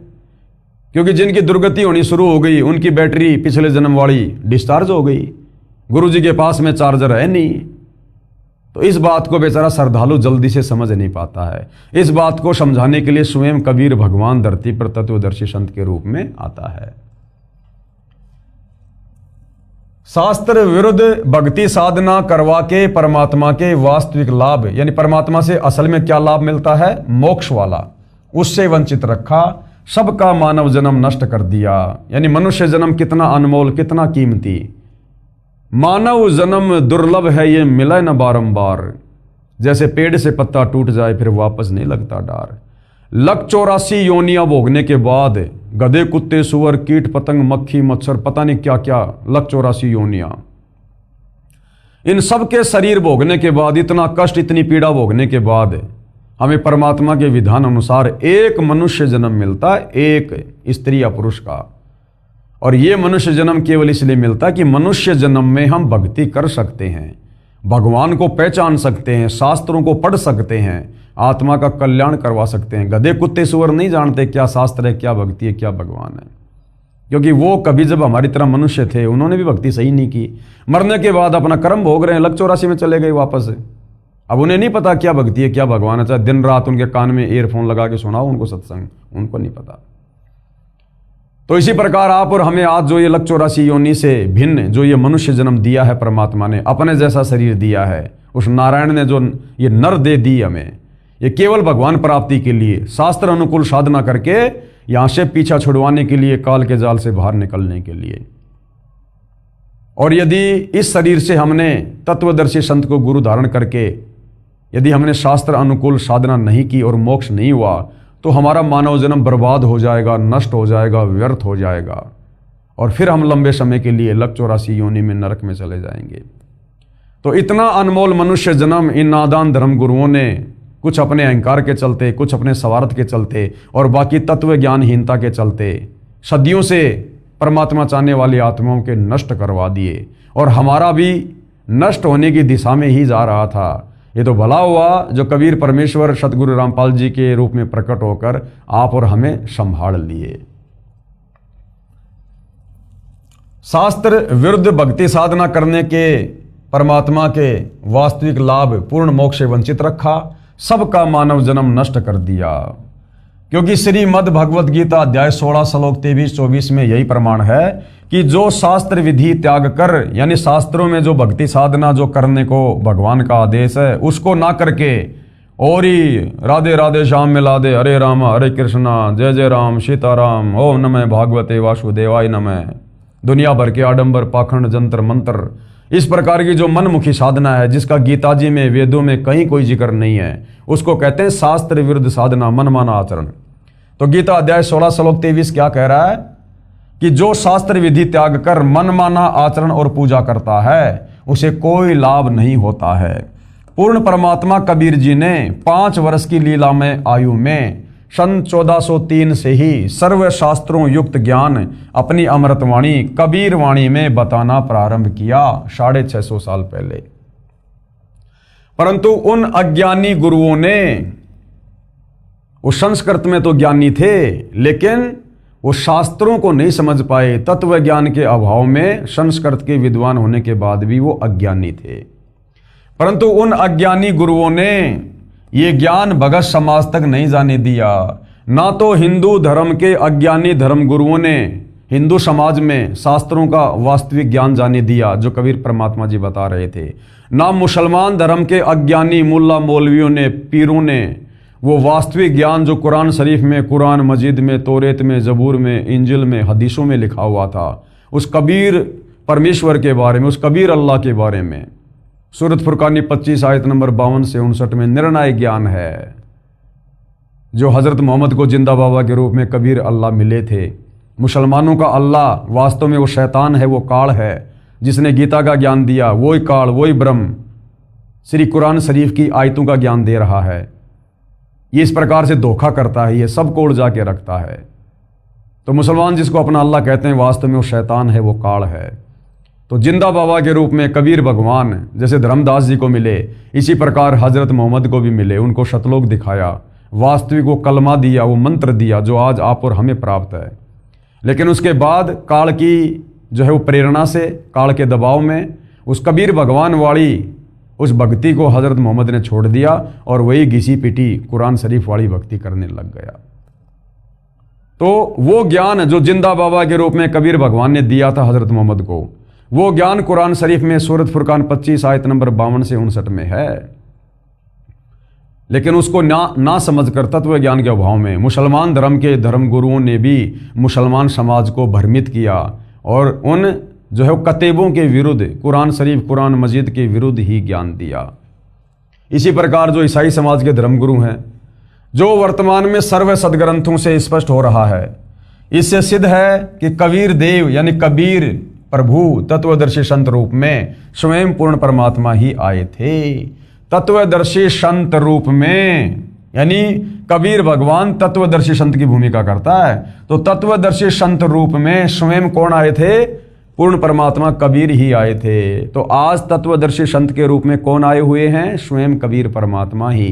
क्योंकि सतलोक के बारे में, सृष्टि रचना के बारे में, इस काल के कर्म कुकर्मों के बारे में, शास्त्र अनुकूल साधना के बारे में, 21 ब्रह्मांड में तो किसी को ज्ञान नहीं है। ये काल किसी तक जानकारी जाने नहीं देता। चारों वेदों में केवल उस परमात्मा की जानकारी है लेकिन उसकी प्राप्ति का मंत्र नहीं है। प्राप्ति का मंत्र केवल ओम है। इस काल तक की साधना है। तो कैसे पता चलेगा? कैसे आत्मा सतलोक जाएंगी? कैसे मोक्ष होगा? उसके लिए कबीर भगवान खुद ही सतलोक से चलकर पृथ्वी पर आते हैं। उसके बाद देखिए भाई और बहनों, आगे आदरणीय गरीबदास साहिब जी की अमृतवाणी में सृष्टि रचना का प्रमाण। अभी आपने कबीर परमेश्वर जी की वाणी में सृष्टि रचना देखी। अब यही ज्ञान सेम टू सेम कबीर परमेश्वर जी ने 300 साल पहले जिंदा बाबा के रूप में गांव छुडानी, जिला झज्जर, हरियाणा में प्रकट होकर 10 वर्षीय बालक गरीबदास जी को बताया। गरीबदास जी की रुचि को देखकर परमात्मा उसके शरीर से आत्मा निकालकर सतलोक ले गए। सतलोक दिखाया, उसका ज्ञान योग खोला, नीचे के सर्व ब्रह्मांड दिखाए, काल बैठा हुआ दिखाया 21वें ब्रह्मांड में, दुर्गा का लोक दिखाया, ब्रह्मा विष्णु महेश के लोक दिखाए, धर्मराय का लोक दिखाया। उसके बाद उन्हें वापस उनके शरीर में छोड़ा और उसके बाद आदरणीय गरीबदास जी ने 24,000 वाणियों युक्त अमर ग्रंथ सदग्रंथ साहिब को लिखवाया, जिसको 5वां वेद सूक्ष्म वेद कहते हैं। तो सूक्ष्म वेद यानी गरीबदास जी की वाणी में भी सृष्टि रचना का ज्यों का त्यों प्रमाण है। आदि रमणी सदग्रंथ पेज नंबर 690 से 692 में, और क्या लिखा हुआ है देखिएगा। आदि रमणी अदली सारा और जा दिन होते धुंधुकारा। यानी जिस दिन जिस समय यहाँ ना कोई 21 ब्रह्मांड था, ना कोई लोक था, अंधकार ही अंधकार था, ये 21 ब्रह्मांड रूपी कोई सृष्टि नहीं थी, केवल वो अविनाशी लोक था, सतलोक था। सत्य पुरुष की न्या प्रकाशा, उसके बाद उस परमपिता परमेश्वर ने सृष्टि की। हम होते तकत कबीर खवाशा, तो लोग बोले फिर आप कहाँ थे उस समय जब सब कुछ अंधकार ही अंधकार था, कुछ ही नहीं था, तो फिर भाई गरीबदास जी आप कहाँ थे उस समय? तो गरीबदास जी कह रहे हैं हम होते तकत कबीर खवाशा, हम उस समय कबीर परमात्मा के लोक में, अमर लोक में हम उनके नौकर थे, हम उनके तकत के पास में थे, सिंहासन के पास में थे। मन मोहिनी सिरजी माया, सृष्टि रचना के माध्यम से बता रहे हैं संक्षेप में कि मन मोहिनी यानी मन को मोह लेने वाली उस हंस आत्मा का जिसने सबसे पहले काल के साथ जाने के लिए हाथ खड़ा किया, कबीर परमात्मा ने एक सुंदर युवती, एक लड़की बनाई, युवा शरीर बनाया, सुंदर शरीर बनाया, जिसने इस काल का मोह हर लिया और सत्य पुरुष एक ख्याल बनाया। धर्मराज सिरजे दरबानी, धर्मराज की भी परमात्मा ने अंडे से उत्पत्ति की और 64 युग तप सेवा ठानी। और जब इसने 64 युग तप किया, वैसे इसने 3 बार तप किया था क्योंकि यह संक्षेप में सृष्टि रचना की जानकारी दी जा रही है। सबसे पहले सतलोक में इस काल ने 70 युग तप किया, जिसके बदले में परमात्मा ने 21 ब्रह्मांड दिए। फिर दोबारा इसने 70 युग तप किया, जिसके बदले में 3 गुण और 5 ये तत्व दिए, सृष्टि रचना की सामग्री दी। चौथी बार इसने 64 युग तप किया, जिसके बदले में फिर हम सभी आत्माएं इसके लोक में आ गई। धर्मराज सिरजे दरबानी 64 युग तप सेवा ठानी और पुरुष पृथ्वी जाकू दीनी, पुरुष यानी कबीर भगवान ने, और ये पृथ्वी यानी ये टुकड़ा 21 ब्रह्मांड का इस काल को दिया। और राज करो देवा आदीनी, और कबीर भगवान ने कहा कि भैया सत का राज करना, इन आत्माओं को दुखी मत करना। तो काल बोला पिताजी सत का राज करूंगा, जो जैसा कर्म करेगा वैसा ही फल दूंगा। सत का राज धर्म राय कर ही और अपना किया शबे दंड भर ही। ब्रह्मांड 21 राज तुम दीन्या, कबीर परमात्मा बोले कि मैंने तेरे को 21 ब्रह्मांड का राज्य दे दिया। मन की इच्छा सब जुग लीन्या, जो तूने इच्छा जाहिर की तेरे को सब कुछ दे दिया है मैंने तेरे तप के बदले में। माया मूल रूप एक छाजा, परमात्मा ने वो माया बनाई, आदि माया दुर्गा, और मोही लिए जिन्हू धर्मराजा, जिसने काल को मोह लिया रजोगुण के प्रभाव से, काल उस पर आकर्षित हो गया, मोहित हो गया। धर्म का मन चंचल चित धारा, दुर्गा के युवा शरीर को, सुंदर शरीर को देखकर धर्म यानी काल का मन चंचल हो गया, यानी काल आपे से बाहर हो गया विषय वासनाओं के अंतर्गत आकर, और मन माया का रूप विचारा, और दुर्गा के ऊपर आसक्त होकर उसके साथ में बदतमीजी यानी बलात् करने का प्रयास किया। चंचल चेरी चपल चिरागा, या के पर से सर बस जा गया, यानी सारा काम बिगाड़ लिया उसके पीछे लग के। धर्म राय किया मन का भागी, विषय वासना संग से जागी, मन के वशीभूत हो गया, कामदेव के वशीभूत हो गया और विषय वासना जागृत हो गई।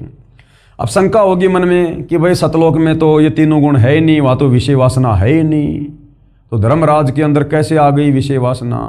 देखो भाई और बहनों, जो गलती करेगा वो सजा पाएगा। सतलोक में सब कुछ है, आप ये ना सोचो कि सतलोक में कुछ है नहीं, वहाँ सब कुछ है।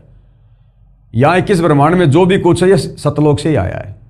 ये सतलोक की पृथ्वी का एक टुकड़ा है, वहाँ पर हर चीज़ नूरी है। इसको श्राप लगने के बाद यहाँ पर आकर ये 5 तत्व में विलीन हो गई, वरना ये जितने भी ये पहाड़ वगैरह हम देख रहे हैं ना, ये सारे वहाँ पर हीरे मोती लाल के हैं, लेकिन यहाँ आते ये 5 तत्व में हो गए। तो सतलोक में सब कुछ है। तो 5 तत्व और 3 गुण ये सतलोक से ही काल को मिले थे, कूर्म के मुकुट से। लेकिन इसने अगर ये आधीनी से मांगता तो ये प्रभाव इसके ऊपर नहीं होता, लेकिन इसने जबरदस्ती की, इसने बेअदबी की, इसने गलती की, कूर्म के मुकुट को जबरदस्ती ला दिया, और बीज रूप में जो ये 3 गुण रज सत और तम और 5 ये तत्व पृथ्वी अग्नि जल वायु आकाश, ये बीज रूप में सूक्ष्म रूप में थे, जो ये लेकर वहां से भाग लिया।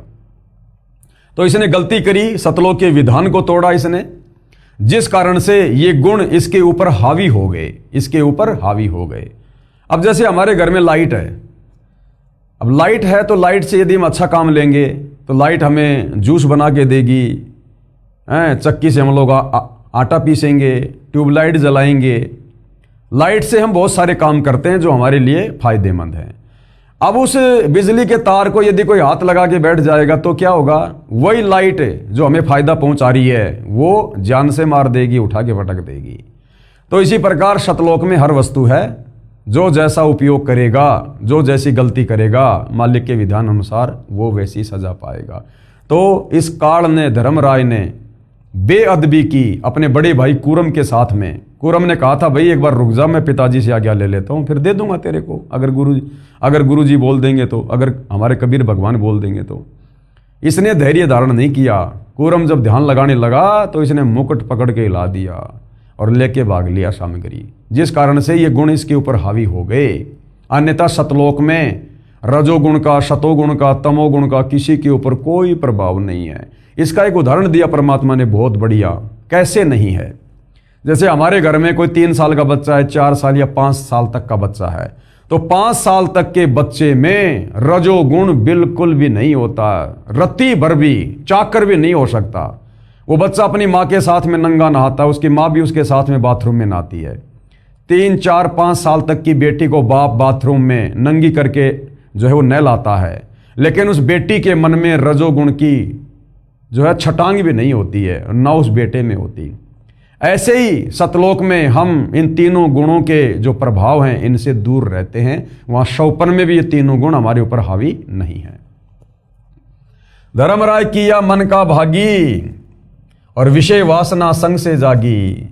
आदि पुरुष अदली अनरागी। आदि पुरुष सबसे पहले वाला परमात्मा कबीर भगवान, और अदली यानी वो न्यायकारी परमात्मा है। न्यायकारी, सबके साथ बिल्कुल न्याय करता है। अनुरागी, सबके अंदर प्यार प्रेम रखने वाला, लेकिन वो प्यार प्रेम मोह ममता वाला नहीं है। कर्मानुसार सजा भी वो भगवान ही देता है। फिर धर्मराय दिया दिल से त्यागी। उस कबीर भगवान ने, न्यायकारी उस परमात्मा ने धर्मराया ने काल को दिल से त्याग दिया कि इस सतलोक में, ऐसे सच्चे लोक में, और तूने विषय वासनाओं से प्रेरित होकर ये गंदा कर्म करने की सोची भी कैसे? ऐसे गंदा कर्म करने की सोचने वाले के लिए सतलोक में कोई जगह नहीं है। तो धर्मराय दिया दिल से त्यागी। परमात्मा ने धर्मराय को, काल को दिल से त्याग दिया कि अब तू सतलोक में रहने योग्य नहीं है। पुरुष लोक से दिया ढहाई। पुरुष लोक यानी सतलोक से काल को नीचे ढहा दिया, यानी नीचे भेज दिया। जैसे कहते ना कि तूने दीवार को ढा दिया, यानी दीवार को नीचे गिरा दिया। तो सतलोक से 21 ब्रह्मांड सहित हम सभी आत्माओं को दुर्गा में प्रवेश करके सूक्ष्म रूप में दुर्गा और काल सहित परमात्मा ने 16 संकोश की दूरी पर भेज दिया। आगम दीप चली आए भाई। और आगे जो दीप था एक सहजदास का, क्योंकि परमात्मा के 16 पुत्र हैं सतलोक में, सब अलग अलग जगह पे रहते हैं, अलग अलग द्वीप में। तो जब ये 21 ब्रह्मांड जा रहे थे तो उधर एक सहजदास का लोक आया। तो काल ने सोचा कि भैया हो सकता है परमात्मा माफ़ कर दें, सहजदास के माध्यम से मैं कुछ प्रार्थना करूं। तो जब काल जा रहा था अपने 21 ब्रह्मांड सहित, तो वहां पर सहजदास का लोक आया। सहजदास जिस दीप रहता, सहजदास जिस लोक में रहता था, कारण कौन कौन कुलपन था। धर्मराय बोले दरबानी, सुनो सहजदास ब्रह्मज्ञानी। हे सहजदास मेरे भाई, हे ब्रह्मज्ञानी, मैं आपसे अर्ज करता हूं, मेरी बात सुनो। 64 युग हम सेवा कीनी। मैंने सतलोक में 64 युग तक मैंने तप किया, जिसके बदले में पुरुष ये पृथ्वी हमको दीनी। 21 ब्रह्मांड मेरे को दिए हैं पिताजी ने। चंचल रूप भया मन मोरा। लेकिन इस दुर्गा को देखकर, इस आदि माया को देखकर मैं आपे से बाहर हो गया, विषय वासनाओं में आ गया। मोहिनी मन मोहिनी ठगिया भोरा। और मेरे को इसने ठग लिया, इसके रूप ने। मैं गलती कर बैठा। सत्य पुरुष के ना मन भाए। उस गंदे कर्म के चलते मैं पिताजी के मन को नहीं भाया। पिताजी नाराज हो गए और पुरुष लोक से हम चली आए और सतलोक से मेरे को निकाल दिया गया है। अगर दीप सुनत बड़बागी, सहजदास मेटो मन पागी। ये सहजदास तुम पिताजी से प्रार्थना करो, अगर मेरे को यहाँ पर रहने की इजाज़त मिल जाए तो। बोले सहजदास दिलदानी। सहजदास क्या बोला? हम तो चाकर सत सहदानी। हम तो कबीर भगवान के नौकर हैं, उनके चाकर हैं भाई। सत्य पुरुष से अर्ज गुजारूं, मैं तो तेरी प्रार्थना कर सकता हूं पिताजी से, सत्य पुरुष से, कबीर भगवान से, जब तुम्हारा विमान उतारूं उसके बाद मैं तेरा विमान उतारूंगा। ये शिक्षा है हम भगत भाई बहनों के लिए। कोई भी भगत हमें भ्रमित करे, कुछ भी करे, अटपट सुनाए, कोई भी आदेश दे हमें गुरु जी की आड़ में, कुछ भी कहे, कोई भी हो, गुरु के निकट रहने वाला या गुरु से दूर रहने वाला, हमने अपने गुरु से पूछ कर ही कार्य करना है। गुरु के आदेश में रहकर ही चलना, वचन में रह के चलना हमने, सत्संग रूपी आदेश में, या जब तक गुरु धरती पर है। और यदि वो आदेश आपको किसी सत्संग में नहीं मिल रहा है तो फिर अपने गुरु जी से पूछो, उनसे आज्ञा लो। उसके बाद तो सहजदास क्या बोला, पहले मैं पिताजी से आज्ञा लूंगा भाई, जब तुम्हारा विमान उतारूं। सहजदास को किया पियाना, सहजदास ने वहां से प्रस्थान किया और सत्यलोक लिया परवाना और सत्यलोक में चला गया। वहां पर सत्य पुरुष साहिब सर्वंगी, अविगत अदली अचल अभंगी, वहां जाकर परमात्मा की महिमा करने लगा। जैसे हम भगत भाई बहन लाइव शुरू करने से पहले परमेश्वर का जयकारा लगाते हैं, उनकी महिमा करते हैं ना। क्यों करते हैं? परमेश्वर को प्रसन्न करने के लिए। तो सहजदास ने जाकर पहले तो परमात्मा की महिमा की बहुत ज्यादा। सत्य पुरुष यानी हे सारी सृष्टि के मालिक, साहिब ये परमेश्वर, सर्वंगी सब जगह व्याप्त, अविगत अदली और अचल अभंगी, धर्मराय तुमरा दरबानी, अगर दीप चली आए प्राणी। एक धर्मराय नाम का तुम्हारा नौकर है परमात्मा, वो मेरे दीप में आया है। कौन हुक्म करी अर्ज आवाजा, ये परमात्मा आपकी क्या आज्ञा है, कहां पठाओ उस धर्मराजा। जाते ये नहीं कहा कि मेरे पास में वो धर्मराय आया है, मैं उसको अपने लोक में जगह दे दूं क्या, ये नहीं। ये परमेश्वर आपकी क्या आज्ञा है, आपका एक नौकर आया है, आपकी क्या आज्ञा है। यानी बोलने का भी एक तरीका। ये नहीं कहा कि क्या मैं उसको रख लूं क्या पिताजी, नहीं। इसका मतलब तू तो सोच के आया पूरी। ये परमेश्वर आपकी क्या आज्ञा है, आपका एक नौकर आया है, वहां रहने की इजाजत मांग रहा है, आपकी क्या आज्ञा है दाता, जैसा आप कहोगे वैसा ही मैं करूंगा। तो परमात्मा क्या बोले, बही आवाज अदली एक साचा। उस कबीर परमेश्वर ने आकाशवाणी की और क्या कहा, विषय लोक जा तीन्यू बाचा। विषय लोक यानी गंदे लोक में, विषय वासनाओं के लोक में, उसको वहीं जाने दे। तीनों वाचा, तीन वचन से कह रहा हूं, मन कर्म वचन से। उसको बिल्कुल भी मत रोकना, उसको जाने दे विषय वासनाओं के जाल में, क्योंकि कुबद उसी के मन में आई थी ना, तो भोगने दे उसे। सहज विमान चले अधिकाई। सहजदास ने इतनी बात सुनकर तुरंत वापस रफ्तार पकड़ ली, ज्यादा वाद विवाद नहीं किया कि परमात्मा दया कर दो, ना ना ना, बस आदेश हो गया तो हो गया, निकल ले। और छिन में अगर दीप चली आई, और तुरंत क्षण भर में और अपने लोक में वापस आ गया। यानी गुरु भाई और बहनों, पहली बात तो हमने गुरु के सामने ऐसी कोई बात बोलनी नहीं चाहिए, बिल्कुल भी अपने मुंह को बंद रखना चाहिए, क्योंकि सारी शंका गुरुजी के ज्ञान में, गुरुजी के सत्संग में समाप्त हो जाती है। केवल भक्ति करना शेष हो जाता है। मन में शंका उठ रही है, उठने दो, सत्संग सुनते रहो, उससे परमात्मा दया कर देंगे, आ जाएगी सामने सारी चीजें। वो अंतर्यामी है, सब जानता है किसको क्या कांटा चुभ रहा है, समय आने पर आपको दवा दे देगा। तो गुरु के सामने बिल्कुल भी वचन नहीं बोलना चाहिए। गुरु के सन्मुख वचन ना कहिए, सो शिष्य रहनी गहनी सुख लइए। वही शिष्य वास्तव में सुखी हो सकता है और सतगुरु की भक्ति से लाभ प्राप्त कर सकता है। कोई वाद विवाद नहीं करनी चाहिए अपने गुरु जी से किसी भी प्रकार का।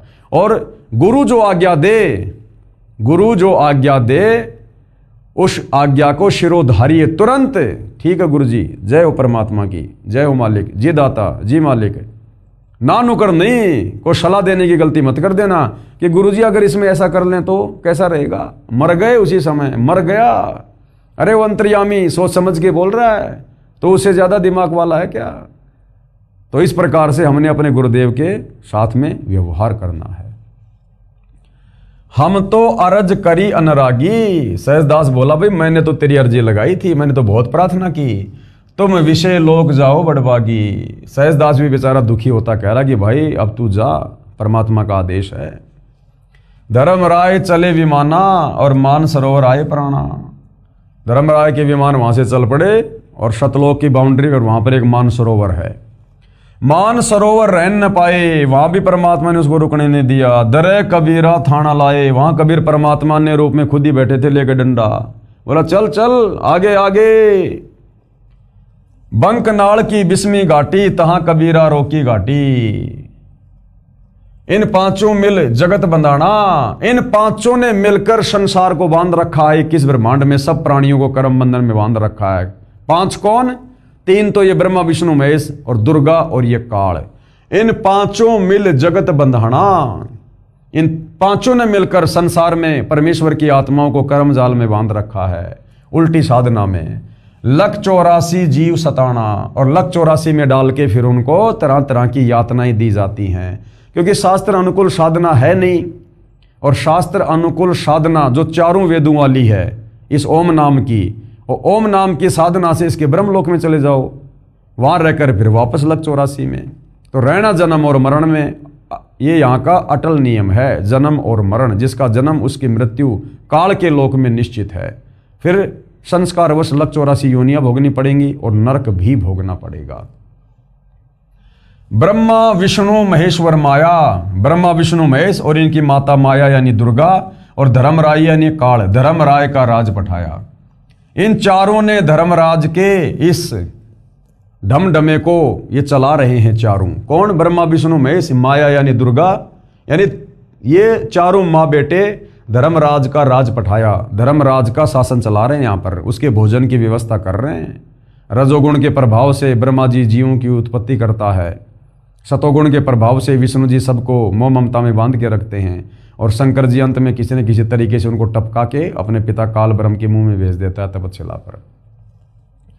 ये खोकापुर झूठी बाजी, इस काल के किस ब्रह्मांड को खोकापुर कहा है। खोकापुर यानी थोता, यहां कोई आनंद नहीं, कोई सुख नहीं है। झूठा लोभ दे रखा है यहाँ पर, झूठा सुख दे रखा हमारे को यहाँ पर। इसको थोतापुर, खोकापुर कहा है परमात्मा ने। ये खोकापुर झूठी बाजी, और भिस्त बैकुंठ दगासी साजी। भिस्त यानी स्वर्ग, बैकुंठ भी कहते हैं हमारे साथ में धोखा कर रखा। ये धोखा नरक और स्वर्ग, भिस्त बैकुंठ दगासी साजी। कृत्रिम जीव बुलाने भाई, निज घर की तो खबर न पाई। अब यहां पर हमारे को क्या बना दिया इन्होंने? ये कृत्रिम जीव यानी बनावटी जीव बना दिए। हमारा मूल स्वरूप है आत्मा, जो आत्मा कभी मरती नहीं, आत्मा अविनाशी है। हमारे को शरीर में बांध दिया, आत्मा को शरीर दे दिया, ऊपर ये आवरण चढ़ा दिया, 5 शरीर चढ़ा दिया हमारे ऊपर काललोक में आने के बाद। स्थूल शरीर जो आप और हमारा ये शरीर है हाड़ मांस वाला, ये है स्थूल शरीर। ये छूटने के बाद में आत्मा पे चढ़ा हुआ है सूक्ष्म शरीर, फिर कारण, फिर महाकारण, फिर कैवल्य।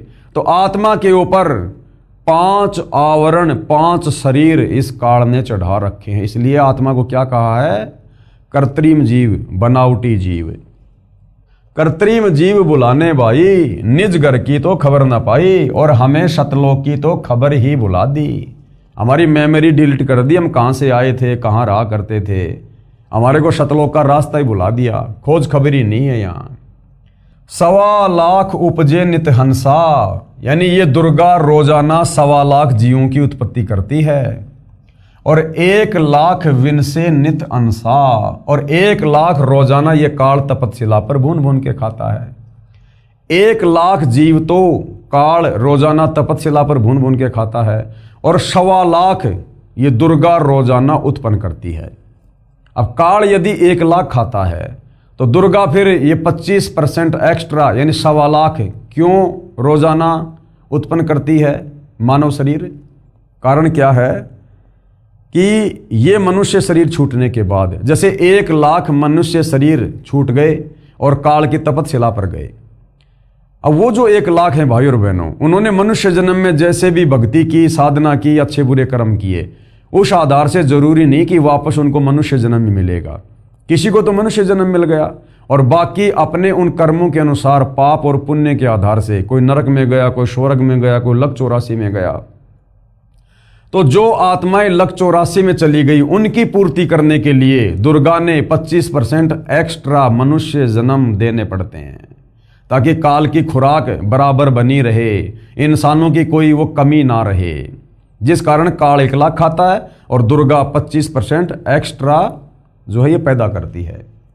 सवा लाख उपजे नित हंसा और 1 लाख विनसे नित अंसा। और ये उपती खपती और परले फेरी हर्ष शोग जोरा जमजेरी। जन्म लेना फिर मर जाना और ये परले में आ जाना। हर्ष यानी जो है खुशी, शोक यानी दुख, जोरा जमजेरी यानी इस काल के लोक में ये सुख दुख जन्म मृत्यु ये अरहट का कुआं चलता रहता है। पांचों तत्व हैं परले माही। पांचों तत्व पृथ्वी अग्नि जल वायु आकाश, परमात्मा कहते हैं ये उत्पत्ति और ये परलय में है, ये भी नष्ट होते हैं। क्योंकि 21 ब्रह्मांड की सृष्टि पांचों इन तत्वों से बनी है, तो जब 21 ब्रह्मांड ही नष्ट होता है तो पांचों तत्व कहाँ रह जाएंगे। और शतगुण रजगुण तमगुण झाई, 8 अंग मिली है माया और पिंड ब्रह्मांड शकल भरमाया। सब जीवों को इसने भ्रमित कर रखा है काल के आदेश से। या में सुरती शब्द की डोरी, या में सुरती शब्द की डोरी, अगर वो वास्तविक शब्द मिल जाए तो हमारी सुरती हमारा ध्यान सतलोक में लग सकता है, दूसरा कोई उपाय नहीं। और पिंड ब्रह्मांड लगी है खोरी, श्वासा पारस मन गए राखो। श्वासा पारस यानी श्वासों का जो मंत्र है जो कबीर परमात्मा तत्वदर्शी संत रूप में आके देते हैं वो पारस पूंजी के समान है। जैसे पारस एक पत्थर होता है, यदि उसको लोहे से टच कर दिया जाए तो लोहा भी सोना बन जाता है, चाहे कितना टन हो, चाहे पूरा का पूरा पहाड़ हो। तो इसी प्रकार कबीर परमेश्वर का जो शतनाम है, जो मंत्र है, वो पारस की तरह काम करता है। जिस आत्मा को मिल जाता है और जो मर्यादा में रहकर उसका यूज करता है, यानी गुरु मर्यादा में रहकर सुमरण करता है, तो वो इस प्रकार से भक्ति धन जमा करने लग जाता है मुक्ति के लिए। तो श्वासा पारस मन गए राखो, यानी वो श्वास वाला मंत्र वो पारस की तरह है। और खोली कपाट अमीरस चाखो, वो सारे वज्र कपाट खोल देगा, सारे दिमाग के बंद दरवाजे खोल देगा। और अमीरस चाखो यानी भक्ति का वो अमृत, हम उसका रस पान करने लग जाएंगे, यानी हमें फिर आनंद आएगा भक्ति वाला। सुनाऊं हंस शब्द सुन दासा, आदरणीय गरीबदास जी कह रहे हैं सुनाऊं हंस शब्द सुन दासा और अगम दीप अग है बाशा, कि ये ज्ञान सुन तो मेरे से वास्तविक ज्ञान। अगम दीप है अगवाशा, कि तेरा जो ठिकाना है ना वो शतलोक है, वो अगम दीप, तू यहाँ का रहने वाला नहीं है 21 ब्रह्मांड का। भवसागर जमदंड समाना, इस भवसागर में काल के 21 ब्रह्मांड में तो तू केवल यहाँ पर काल के द्वारा जो है वो दंडित किया जा रहा है। धर्मराय का है तलबाना, 21 ब्रह्मांड में तो काल का धर्मराज का ही जो है ये फुरमान चलता है, आदेश चलता है। पांचों ऊपर पद की नगरी और बाट विहंगम बंकी डगरी। पांचों ऊपर, पांच कौन? ब्रह्मा विष्णु महेश दुर्गा और काल, इनके ऊपर वो पद की नगरी है, यानी शतलोक है। और बाट विहंगम बंकी डगरी, और वहां जाने का रास्ता बहुत टेढ़ा मेढ़ा है, बगैर तत्वदर्शी संत की शरण के वहां नहीं जा सकते। हमरा धर्म राय सुदावा भवसागर में जीव भरमावा, कबीर परमात्मा कहते हैं कि मेरा धर्मराज के साथ में एग्रीमेंट है, भवसागर में जीव भरमावा।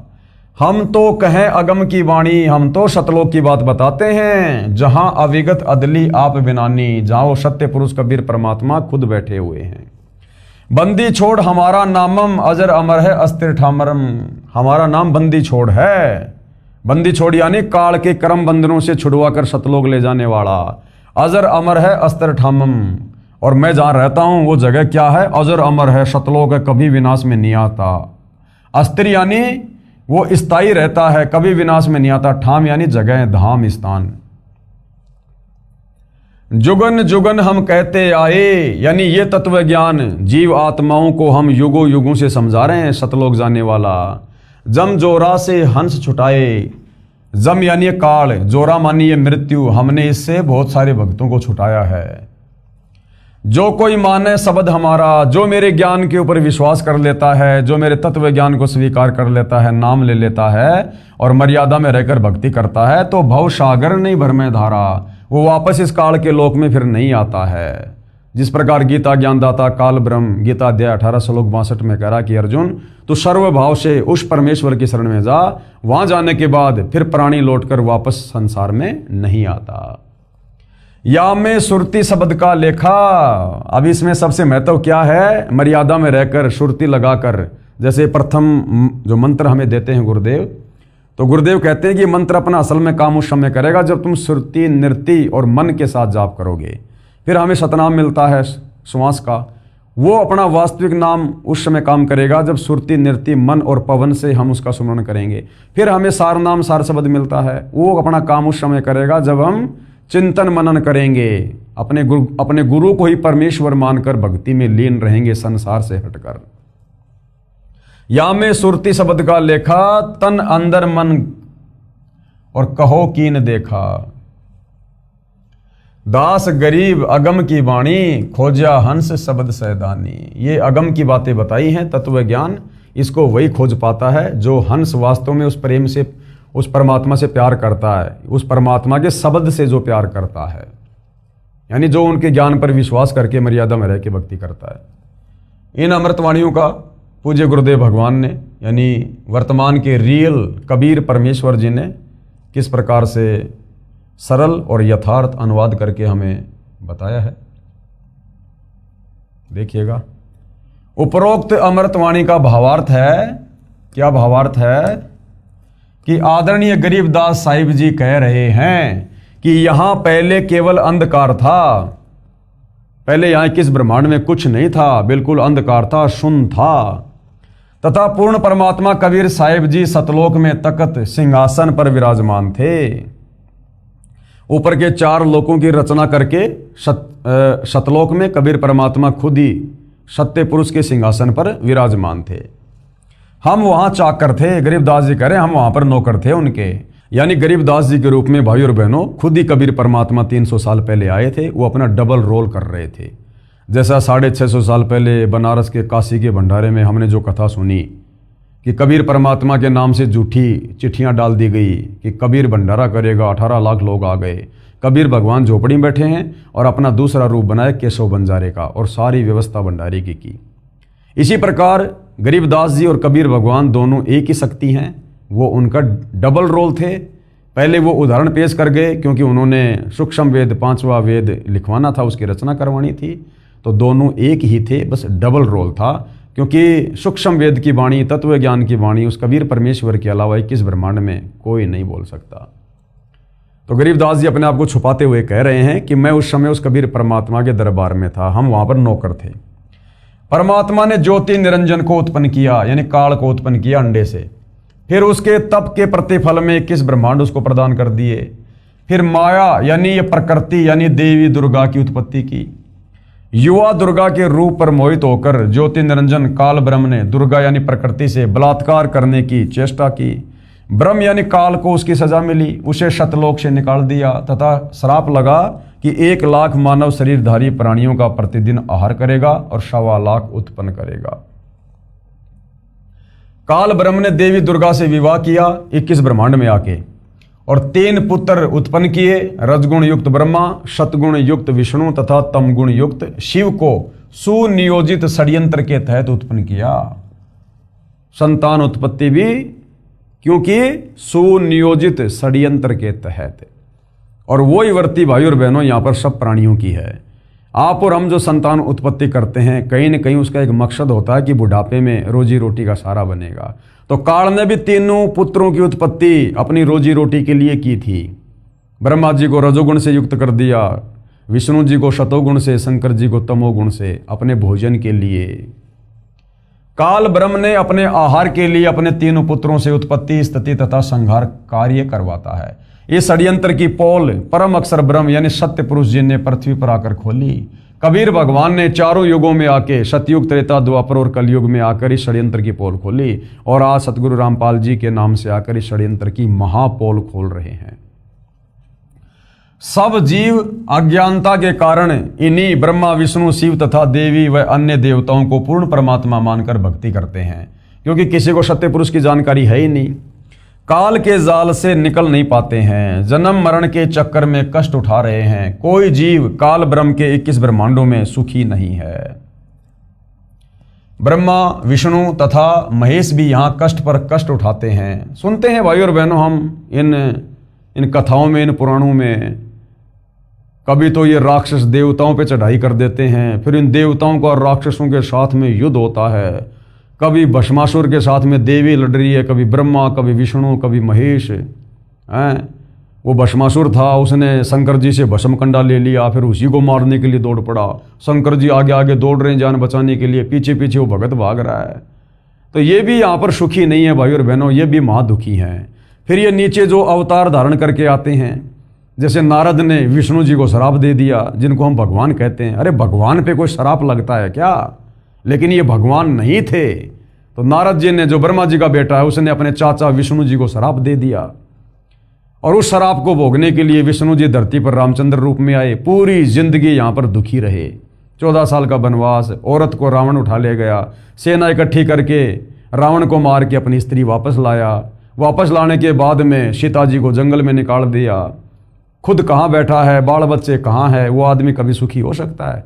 अंत में दुखी होकर सरयू नदी में आत्महत्या करनी पड़ी, जिसको लोग जल समाधि कहते हैं। ऐसे श्री कृष्ण जी आए हैं, जन्म लेते ही मामा उसका दुश्मन हो गया। थोड़ा सा बड़ा हुआ तो कभी पूतना मारने आ रही है, कभी काल्यावन, कभी जरासिंध, कभी शिशुपाल, कभी चानोर, कभी केसी। बेचारा दुखी रहा। फिर महाभारत का युद्ध हो गया, 56 करोड़ यादव मर गए, श्री कृष्ण जी का खानदान नष्ट हो गया। अंत में उसके पैर में बालिया नाम के शिकारी ने, जो त्रेता युग में जो बाली वाली आत्मा थी, राम ने उसको धोखे से मारा था। द्वापर में उसका बदला देना पड़ा। उस बाली वाली आत्मा ने द्वापर में बालिया बनकर श्री कृष्ण जी के पैर में जहरीला तीर मारा, तड़प तड़प के मरा। तो ये देवता गण भी, ये ब्रह्मा विष्णु महेश भी काल के लोक में सुखी नहीं हैं। ब्रह्मा विष्णु महेश भी यहाँ कष्ट पर कष्ट उठाते हैं। इसी पुस्तक के पेज नंबर 43 पर लगी श्री देवी पुराण के प्रथम स्कंद के अध्याय 4 की फोटोकॉपी में श्री विष्णु जी ने ब्रह्मा जी से कहा कि मैं सदा तप करने में लगा रहता हूँ। तप से सिद्धि शक्ति प्राप्त करके, यानी बैटरी चार्ज करके, फिर राक्षसों से युद्ध करता रहता हूँ। जनता को दुख देने वाले दानवों को मारता हूँ, यानी उनके विकराल शरीरों को शांत करता हूँ। कभी सौभाग्य से समय मिला तो लक्ष्मी के साथ सुखपूर्वक समय व्यतीत करता हूँ, नहीं तो तप करके इन देवताओं के साथ युद्ध ही करता रहता हूँ। इस प्रकरण से सिद्ध हो जाता है कि यहाँ सर्व प्राणी जन्म मृत्यु का कष्ट उठा रहे हैं। यदि कोई पूर्ण परमात्मा का वास्तविक शब्द, सच्चा नाम, जाप मंत्र हमारे से प्राप्त करेगा, कौन कहते हैं? गरीबदास जी, यानी तत्वदर्शी संत से, उसको काल की बंद से, यानी बंधनों से छुड़वा देंगे। हमारा बंदी छोड़ नाम है। आदरणीय गरीबदास जी अपने गुरु व प्रभु कबीर जी के आधार पर यह कह रहे हैं कि सच्चे मंत्र अर्थात सतनाम व सार शब्द की प्राप्ति कर लो, पूर्ण मोक्ष हो जाएगा। नहीं तो नकली नाम देने वाले, शास्त्र विरुद्ध ज्ञान बताने वाले संतों व महंतों की मीठी मीठी बातों में फंसकर शास्त्र विधि रहित साधना करके कालजाल में रह जाओगे, फिर कष्ट पर कष्ट उठाओगे। इस विषय में गरीबदास जी क्या कहते हैं? गरीबदास जी महाराज की वाणी, माया आदि निरंजन भाई और अपने जाए आपे खाई। माया आदि निरंजन भाई, ये माया यानी दुर्गा और ये निरंजन यानी काल, ये दोनों अपने जाए आपे खाई। अपने द्वारा पैदा किए गए इन पुत्रों को ये खुद ही खाते हैं, खुद ही। एक सत्संग में गुरुदेव ने बताया, ये काल तो खाता है तपस्या पर, ये दुर्गा भी खाती है। उदाहरण दिया गुरुदेव ने कि जैसे घर में अगर कोई मीट बनाता है या कोई और वस्तु बनाता है तो वो औरत भी खाती है। तो ये दुर्गा भी काल के साथ बराबर का साथ दे रही है, ये भी इन जीवों का भक्षण करती है। ये आदि माया निरंजन भाई, अपने जाए आपे खाई। ब्रह्मा विष्णु महेश्वर चेला, ओम सोहम का है खेला। शिखर शून्य में धर्म अन्यायी। शिखर शून्य यानी 21वें ब्रह्मांड में ऊपर ब्रह्मलोक में ये धर्मराज अन्यायी रहता है। काल जिन शक्ति डायन महल पठाई, जिसने यहाँ पर अपनी पत्नी दुर्गा को सबके बीच में भेज रखा है अपने भोजन की व्यवस्था के लिए। 21 ब्रह्मांड में काल के आदेश से ब्रह्मा विष्णु महेश के द्वारा दुर्गा सारा सब कुछ ये करवा रही है। लाख गरासे नित उठ दूती, ये दुर्गा क्या करती है? रोजाना 1 लाख जीवों को मारकर काल के पास पहुंचाती है। और माया आदि तकत की कुत्ती, इसको कबीर परमेश्वर के दरबार की क्या कहा है? कुत्ती यानी नौकरानी है ये उस कबीर भगवान के दरबार की, जो गलती करके यहां आ गई।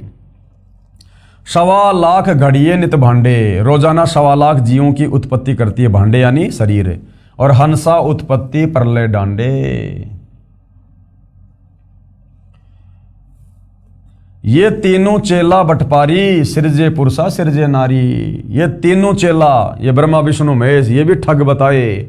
सिरजे पुरुषा सिरजे नारी, अपने बाप के भोजन के लिए स्त्री और पुरुषों की उत्पत्ति करते हैं। और खोकापुर में जीव बुलाए, शौपना बहिस्त बैकुंठ बनाए। खोकापुर में जीव बुलाए, 21 ब्रह्मांड के प्राणियों को शास्त्र विरुद्ध साधना में लगाकर भ्रमित कर दिया, और फिर कभी नरक में कभी स्वर्ग में उनको भेजते रहते हैं। यो अरहट का कुआ लोई, या गढ़बंध्या है सब कोई। ये 21 ब्रह्मांड अरहट का कुआ है, और इसके बंधन में हर कोई बंधा हुआ है। कीड़ी यानी चींटी, कुंजर यानी हाथी, और अवतारा यानी ब्रह्मा विष्णु महेश भी अवतार रूप में। अरहट डोरी बंधे कई बारा, यानी चींटी से लेकर हाथी और ये ब्रह्मा विष्णु महेश तक भी अवतार रूप में आकर अरहट की डोरी से बंध चुके हैं, जन्म मरण के चक्कर में रहते हैं ये। अरब अलील इंद्र हैं भाई, अरहट डोरी बंधे सब आई। अरब अलील बार तेरे इंद्र, जो देवताओं का राजा है, ये भी बार बार जन्म और मरण में आ चुका है। शेष यानी शेषनाग, महेश यानी शंकर जी, और गणेश्वर ये गणेश जी और उसके वो गण। ताही अरहट डोरी बंधे सब आही, यानी 21 ब्रह्मांड में कोई नहीं बचा है। जितने भी गण हैं, जितने भी देवता हैं, ब्रह्मा विष्णु महेश हैं, देवताओं का राजा इंद्र है, 33 करोड़ देव हैं, 9 नाथ 84 सिद्ध हैं, जितने भी हैं सब यहाँ पर जन्म और मरण में अरहट की डोरी से बंधे हुए हैं। शुक्रादिक और ब्रह्मादिक देवा, शुक्रादिक यानी सुखदेव जैसे ऋषि, और ब्रह्मादिक यानी ब्रह्मा विष्णु महेश। अरहट डोरी बंधे सब खेवा, कोटिक करता फिरता देखा, अरहट डोरी कहूँ सुन लेखा। चतुर्भुजी भगवान कहाँ हैं, ये ब्रह्मा विष्णु महेश 4 भुजा के भगवान हैं। अरहट डोर बंधे सब आवे हैं, ये भी काल की अरहट की डोरी के जन्म और मरण के चक्कर में हैं। यो है खोकापुर का कुआ, ये 21 ब्रह्मांड क्या है, ये कुआ है, कुआ खोकापुर। और या में पड़ा सो निश्चय मुआ, और इसमें जो कोई सतलोक से गलती करके नीचे गिरेगा वो अवश्य जन्म और मरण में आएगा। या फिर ये पृथ्वी जो लोक है ये 21 ब्रह्मांड में कुआ है, यहाँ जो आएगा वो जन्म और मरण में रहेगा। तो भाइयों और बहनों, अब आगे इन सभी वाणियों का पूज्य गुरुदेव भगवान ने सरलार्थ किया है।